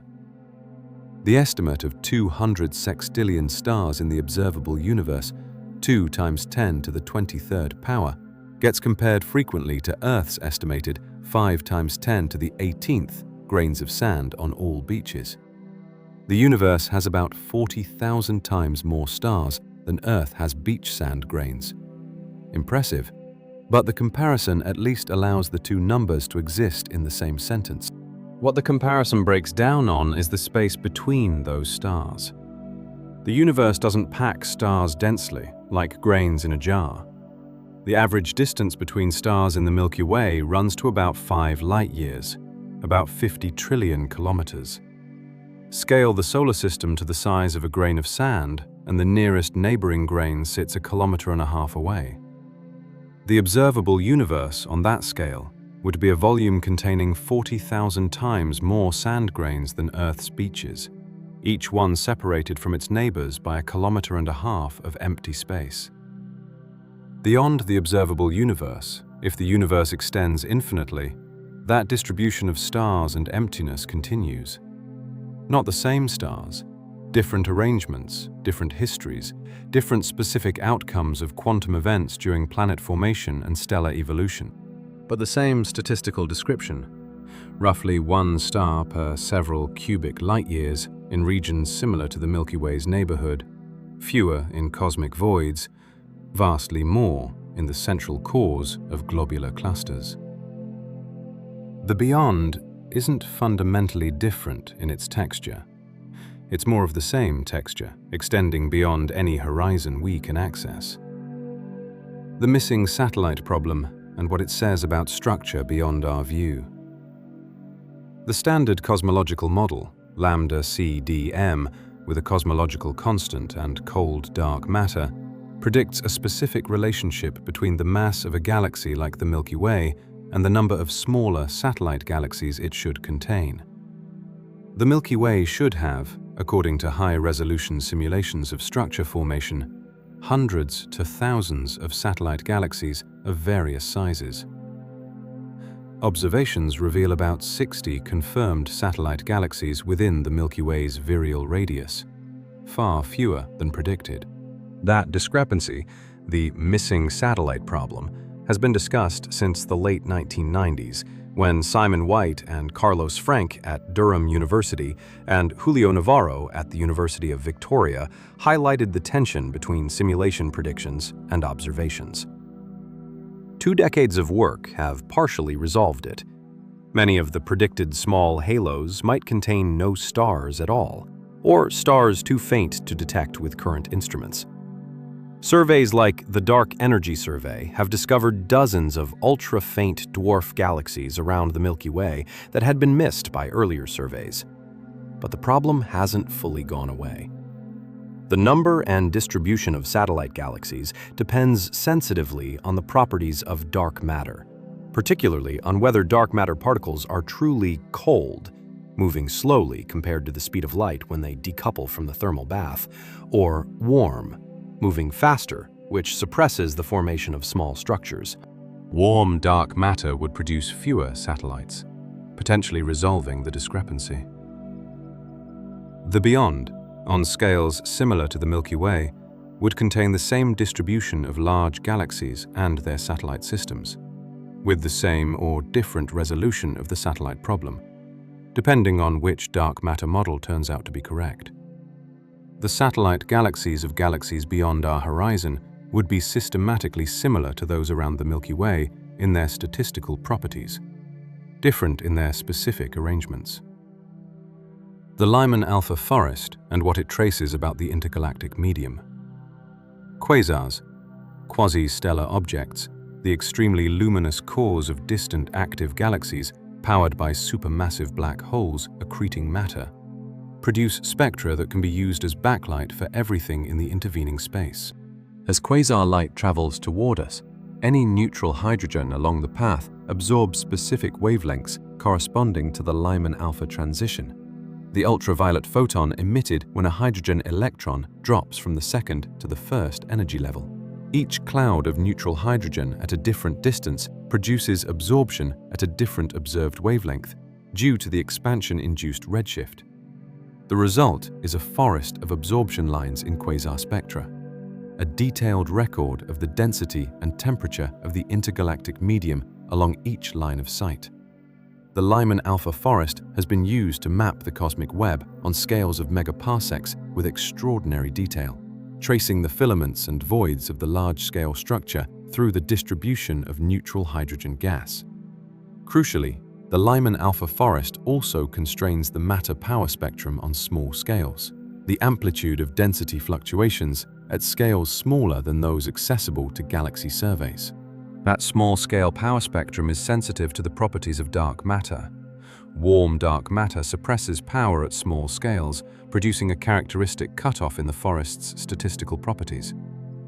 Analyses of the Lyman alpha forest by Matteo Viel at the International School for Advanced Studies in Trieste and collaborators have placed limits on warm dark matter particle masses, currently constraining them to above roughly 3 to 4 kiloelectron volts, corresponding to particle velocities at decoupling that would suppress structures smaller than a few hundred kiloparsecs.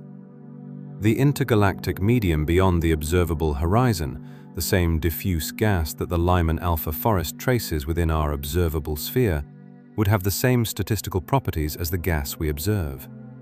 The beyond contains the same cosmic web, traced by the same type of gas, absorbing the spectra of the same type of quasars, with the same distribution of densities and temperatures. We know its statistical description, even if we can never access its specific realization. Gravitational lensing and what deep surveys reveal about dark matter distribution. When light from a distant galaxy passes near a massive object, a galaxy cluster, an individual galaxy, even a dark matter concentration with no visible matter, the mass bends the path of the light through the curvature of space-time, producing a lensing effect. Strong lensing produces multiple images, arcs and rings visible in optical images. Weak lensing produces subtler statistical distortions, tiny coherent alignments in the shapes of background galaxies that, when averaged over thousands of sources, reveal the foreground mass distribution. Weak gravitational lensing surveys, the dark energy survey covering about 5,000 square degrees, the kilo-degree survey covering about 1,350 square degrees, and the upcoming Rubin Observatory Legacy Survey of Space and Time, covering about 18,000 square degrees, measure the statistical properties of cosmic shear across large portions of the sky. By comparing the observed correlations in galaxy shapes across different angular scales and redshifts, those surveys reconstruct the three-dimensional distribution of mass, including dark matter, across the observable universe. The results of weak lensing surveys have contributed to the sigma-8 tension mentioned earlier. The amplitude of mass fluctuations inferred from weak lensing tends to run slightly lower than predicted from CMB-based models. That discrepancy could indicate new physics in the dark sector, or systematic effects in how galaxy shapes are measured, or baryonic feedback effects that redistribute mass on scales relevant for weak lensing. Beyond the observable universe, the dark matter distribution would have the same statistical amplitude of fluctuations, whatever that amplitude turns out to be once the sigma-8 tension resolves. The cosmic web of dark matter halos, filaments, and voids extends continuously beyond the horizon. No edge, no different kind of dark matter organization, just more. The thermal history of the universe is a timeline of phase transitions. Understanding what lies beyond the observable universe requires understanding the thermal history of the universe, the sequence of phase transitions that produced the matter and structure we see. Each transition left its mark on the universe in ways that constrain what the beyond might contain. At around 10 to the minus 43 seconds, the Planck epoch, quantum gravity effects dominated, and no current physics describes what happened. Between 10 to the minus 43 and 10 to the minus 36 seconds, the grand unification epoch, all three non-gravitational forces may have been unified into a single force. The phase transition at the end of this epoch, when the strong force separated from the electroweak, may have produced magnetic monopoles and other topological defects, and might have generated the primordial conditions for inflation. Between 10 to the minus 36 and 10 to the minus 32 seconds, during inflation, the universe expanded exponentially, driven by the energy of the inflaton field. Quantum fluctuations in the inflaton stretched to cosmological scales, producing the seeds of structure. At the end of inflation, the inflaton decayed, a process called reheating, converting its energy into a hot plasma of particles. The observable universe emerged from this reheating.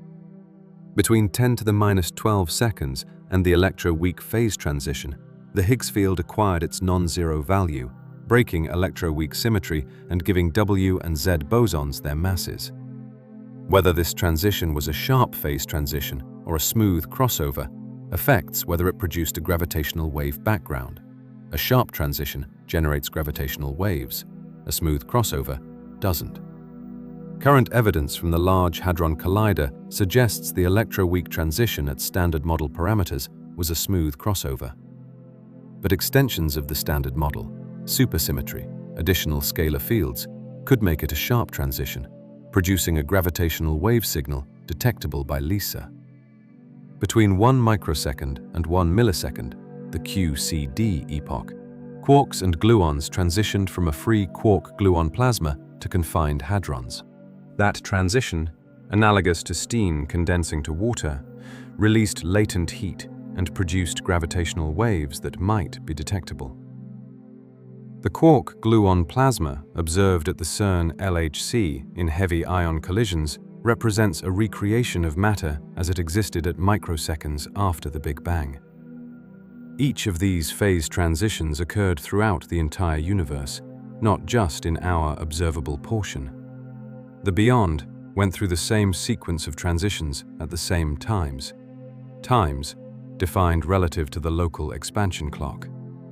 The physical states that resulted, the dark matter density, the baryon to photon ratio, the amplitude of primordial fluctuations, reflect those transitions and should be statistically identical to our region if eternal inflation produced a single, smooth inflaton decay everywhere in our local pocket. Different pockets in eternal inflation could have had different transition histories, different Higgs values, different baryon to photon ratios, different outcomes. The stochastic gravitational wave background as a probe of the invisible. The pulsar timing array detection of a gravitational wave background in 2023 opened a new observational window.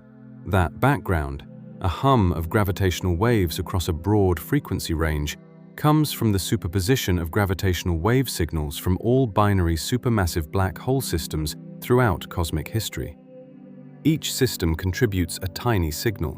Billions of them, integrated over cosmic time, produce a detectable stochastic background. The current pulsar timing array data is consistent with this expected signal from binary supermassive black holes. But several alternative sources of a nanohertz gravitational wave background exist, and the current data can't definitively distinguish between them. One alternative: cosmic strings. Topological defects formed in phase transitions of the early universe, analogous to vortex lines in a supercooled liquid. Cosmic string networks could persist from the grand unification epoch and produce a distinctive gravitational wave background with a specific spectral shape. Another alternative: a signal from the electroweak phase transition, if supersymmetric extensions of the standard model made it a sharp first-order transition. Yet another: a signal from inflation itself. Primordial gravitational waves at the frequencies accessible to pulsar timing arrays, which would correspond to modes generated during inflation that re-entered the horizon during the QCD epoch. Distinguishing between these sources requires more data, more pulsars, and more precise timing. The goals of next-generation pulsar timing arrays, including IPTA and the future SKA. If the background turns out to contain signals from the early universe rather than purely from binary black holes, it represents a direct observational probe of conditions before the CMB. Conditions that prevailed in the entire universe, including the beyond. The observable and the inferable, a spectrum, not a binary. Scientific knowledge about the universe beyond the horizon doesn't divide cleanly into known and unknown. It exists on a spectrum from well-constrained inference to genuine speculation.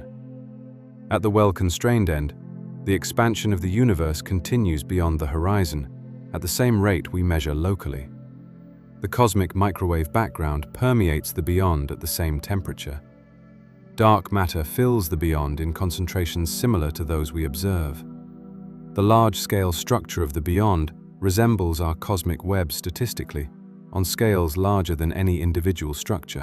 Those conclusions follow from the assumption that our observable universe represents a typical patch, the Copernican principle applied to cosmology, combined with a standard cosmological model confirmed by decades of observation.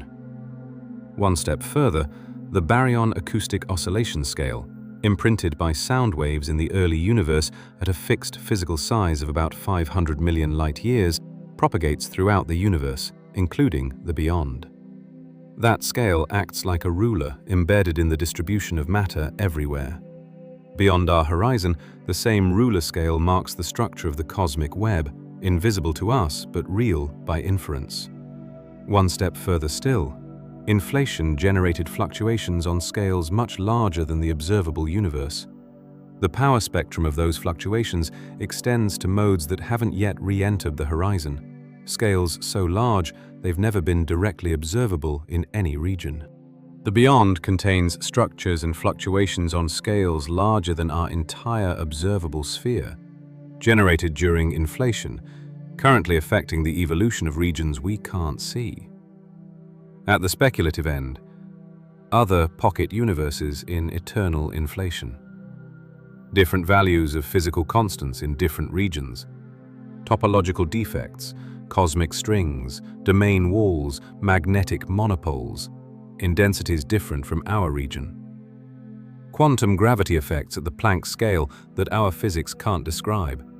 The landscape of string theory vacua realized in different pockets. The spectrum runs from firmly grounded to purely theoretical. Honest assessment requires keeping track of where on that spectrum any given claim about the beyond sits. Black holes as windows into the universe's information capacity. Jacob Bekenstein showed in 1973 that the entropy of a black hole scales with the area of its event horizon, 1 bit of information per 4 Planck areas. A Planck area measures roughly 10 to the minus 66 square centimeters. A stellar mass black hole with a Schwarzschild radius of a few kilometers has an event horizon surface area of roughly 10 to the 8th square meters, 100 million square meters, corresponding to a maximum information content of roughly 10 to the 77 bits. The observable universe, treated as a sphere with an event horizon at about 16 billion light-years, would have a maximum information content, by the holographic bound, of roughly 10 to the 123 bits. That number is enormous, but finite. In an infinite universe, the total information content is infinite. What does an infinite information content mean physically? One interpretation: the universe is genuinely infinite, and information in the holographic bound refers to the information accessible within a causal region, not the total information in the universe. The beyond contains its own information, inaccessible to us, not bounded by our local Bekenstein-Hawking limit. Another interpretation, more radical: quantum gravity constrains the total information in the universe in a way we don't yet understand, and an infinite universe might turn out to be finite when properly described at the Planck scale. The apparent infinity of flat space might be an approximation that breaks down at distances or timescales we haven't accessed. Neither interpretation follows definitively from current physics. Black hole thermodynamics and the holographic principle constrain the information accessible within causal horizons, not the total information in an extended universe. The beyond remains, in information theoretic terms, as opaque as it is in observational terms. The anthropic landscape and selection effects, what we can and cannot conclude from our existence. The anthropic principle, in its weak form, the trivial observation that we observe a universe compatible with our existence, and in its strong form, the contested claim that the universe must have properties allowing intelligent observers, shapes much of the discussion of what lies beyond. The weak anthropic principle says something real. Our existence selects for a universe with specific properties: stable atoms, long-lived stars, rocky planets, chemistry complex enough for biology. If those properties require fine-tuning of the fundamental constants, and if different regions of the universe, or different universes in a multiverse, have different values of those constants, then we necessarily find ourselves in a region with the right values. No mystery there, just selection. The strong anthropic principle says something much more contested, that the universe must have such properties, perhaps because only a universe with observers can be said to truly exist, or because some physical principle drives the universe toward observer-generating configurations. Most physicists reject the strong version as metaphysical speculation with no predictive power. Brandon Carter, who formulated the anthropic principle in its modern form in 1973, was careful to distinguish between the trivially true selection effect version and the metaphysically loaded universe must have observers version. The confusion between these two versions has produced a great deal of unproductive discussion about whether the anthropic principle is science. Applied to what lies beyond the observable universe, the weak anthropic principle allows us to say that we find ourselves in a region compatible with our existence. It says nothing about what other regions contain. It doesn't predict that other regions have similar properties. It doesn't predict that intelligence is common or rare in the beyond. It simply notes that, whatever the beyond contains, our existence selects for our region having the properties it has. That selection effect cuts both ways. We can't conclude from our existence that the beyond resembles our region, but we also can't conclude it doesn't. The anthropic selection operates independently of whatever statistical distribution the beyond actually instantiates. Time dilation and the relativity of now at cosmic scales. The question, what exists beyond the observable universe, hides an assumption. That exists has a well-defined meaning at cosmological distances. In special relativity, simultaneity is relative. Different observers moving at different velocities disagree about which events happen at the same time.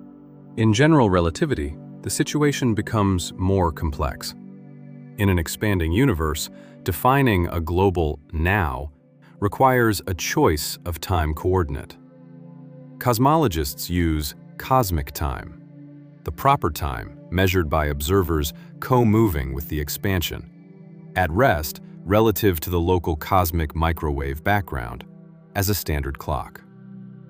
In cosmic time, the universe looks roughly the same in all directions, and now, at different locations in the universe, corresponds to the same cosmic time. But cosmic time is a coordinate choice, not a fundamental fact. An observer moving at high velocity relative to the CMB would assign different cosmic times to different events. In the most extreme case, observers in other pocket universes of eternal inflation, the very concept of cosmic time might not even apply, because different pockets might have different definitions of time zero, their own Big Bangs, and different rates of expansion. When we ask, what exists beyond the observable universe right now? The right now refers to a slice of cosmic time that we've defined by convenience. The beyond exists in those same cosmic time slices, but whatever exists there at now is completely unknown to us, permanently. We know only what existed there at various past times, the times at which the light reaching us was emitted, not what exists there at our present moment. The question of what exists right now beyond the horizon is therefore genuinely unanswerable, not just observationally, but by construction. We can't define now at cosmological distances in any observer-independent way. The beyond exists in some past light cone sense. Its present state, in any meaningful sense of present, lies permanently outside any possible description. The mathematical universe hypothesis, the most radical proposal for what the beyond contains. Max Tegmark of MIT, building on ideas from David Deutsch and others, proposed in a series of papers culminating in his 2014 book, Our Mathematical Universe, that all mathematically consistent structures exist physically, not as abstractions or descriptions, as actual physical realities. Every mathematical structure, every set of axioms and the theorems that follow from them corresponds to a universe that actually exists, in the same sense that our universe exists. In Tegmark's Level 4 multiverse, the highest level of a hierarchy that includes the infinite extension of our universe, Level 1, the inflationary multiverse, Level 2, and the quantum many worlds multiverse, Level 3, the beyond contains not just more space with different constants, but entirely different mathematical structures. Universes with different numbers of spatial dimensions. Universes with different types of mathematical objects serving as their fundamental entities. Universes described by different axiom systems. The mathematical universe hypothesis has a specific appeal. It eliminates the question of why mathematics describes physical reality. In Tegmark's framework, physical reality just is mathematical structure. No explanation needed for why physics follows equations. Equations are all there is. The hypothesis has a specific problem. It's not clear what it means for a mathematical structure to exist physically, rather than to simply exist mathematically. The claimed distinction between mathematical existence and physical existence, which the hypothesis collapses, might be doing real explanatory work that the hypothesis eliminates without justification. Whether right or wrong, the mathematical universe hypothesis represents the most expansive possible answer to what lies beyond. Every mathematical structure that can exist does exist. The beyond isn't constrained by our local physics, or by inflation, or by any particular physical mechanism. It's constrained only by mathematical consistency. And mathematical consistency allows an enormously larger set of structures than any physical theory describes.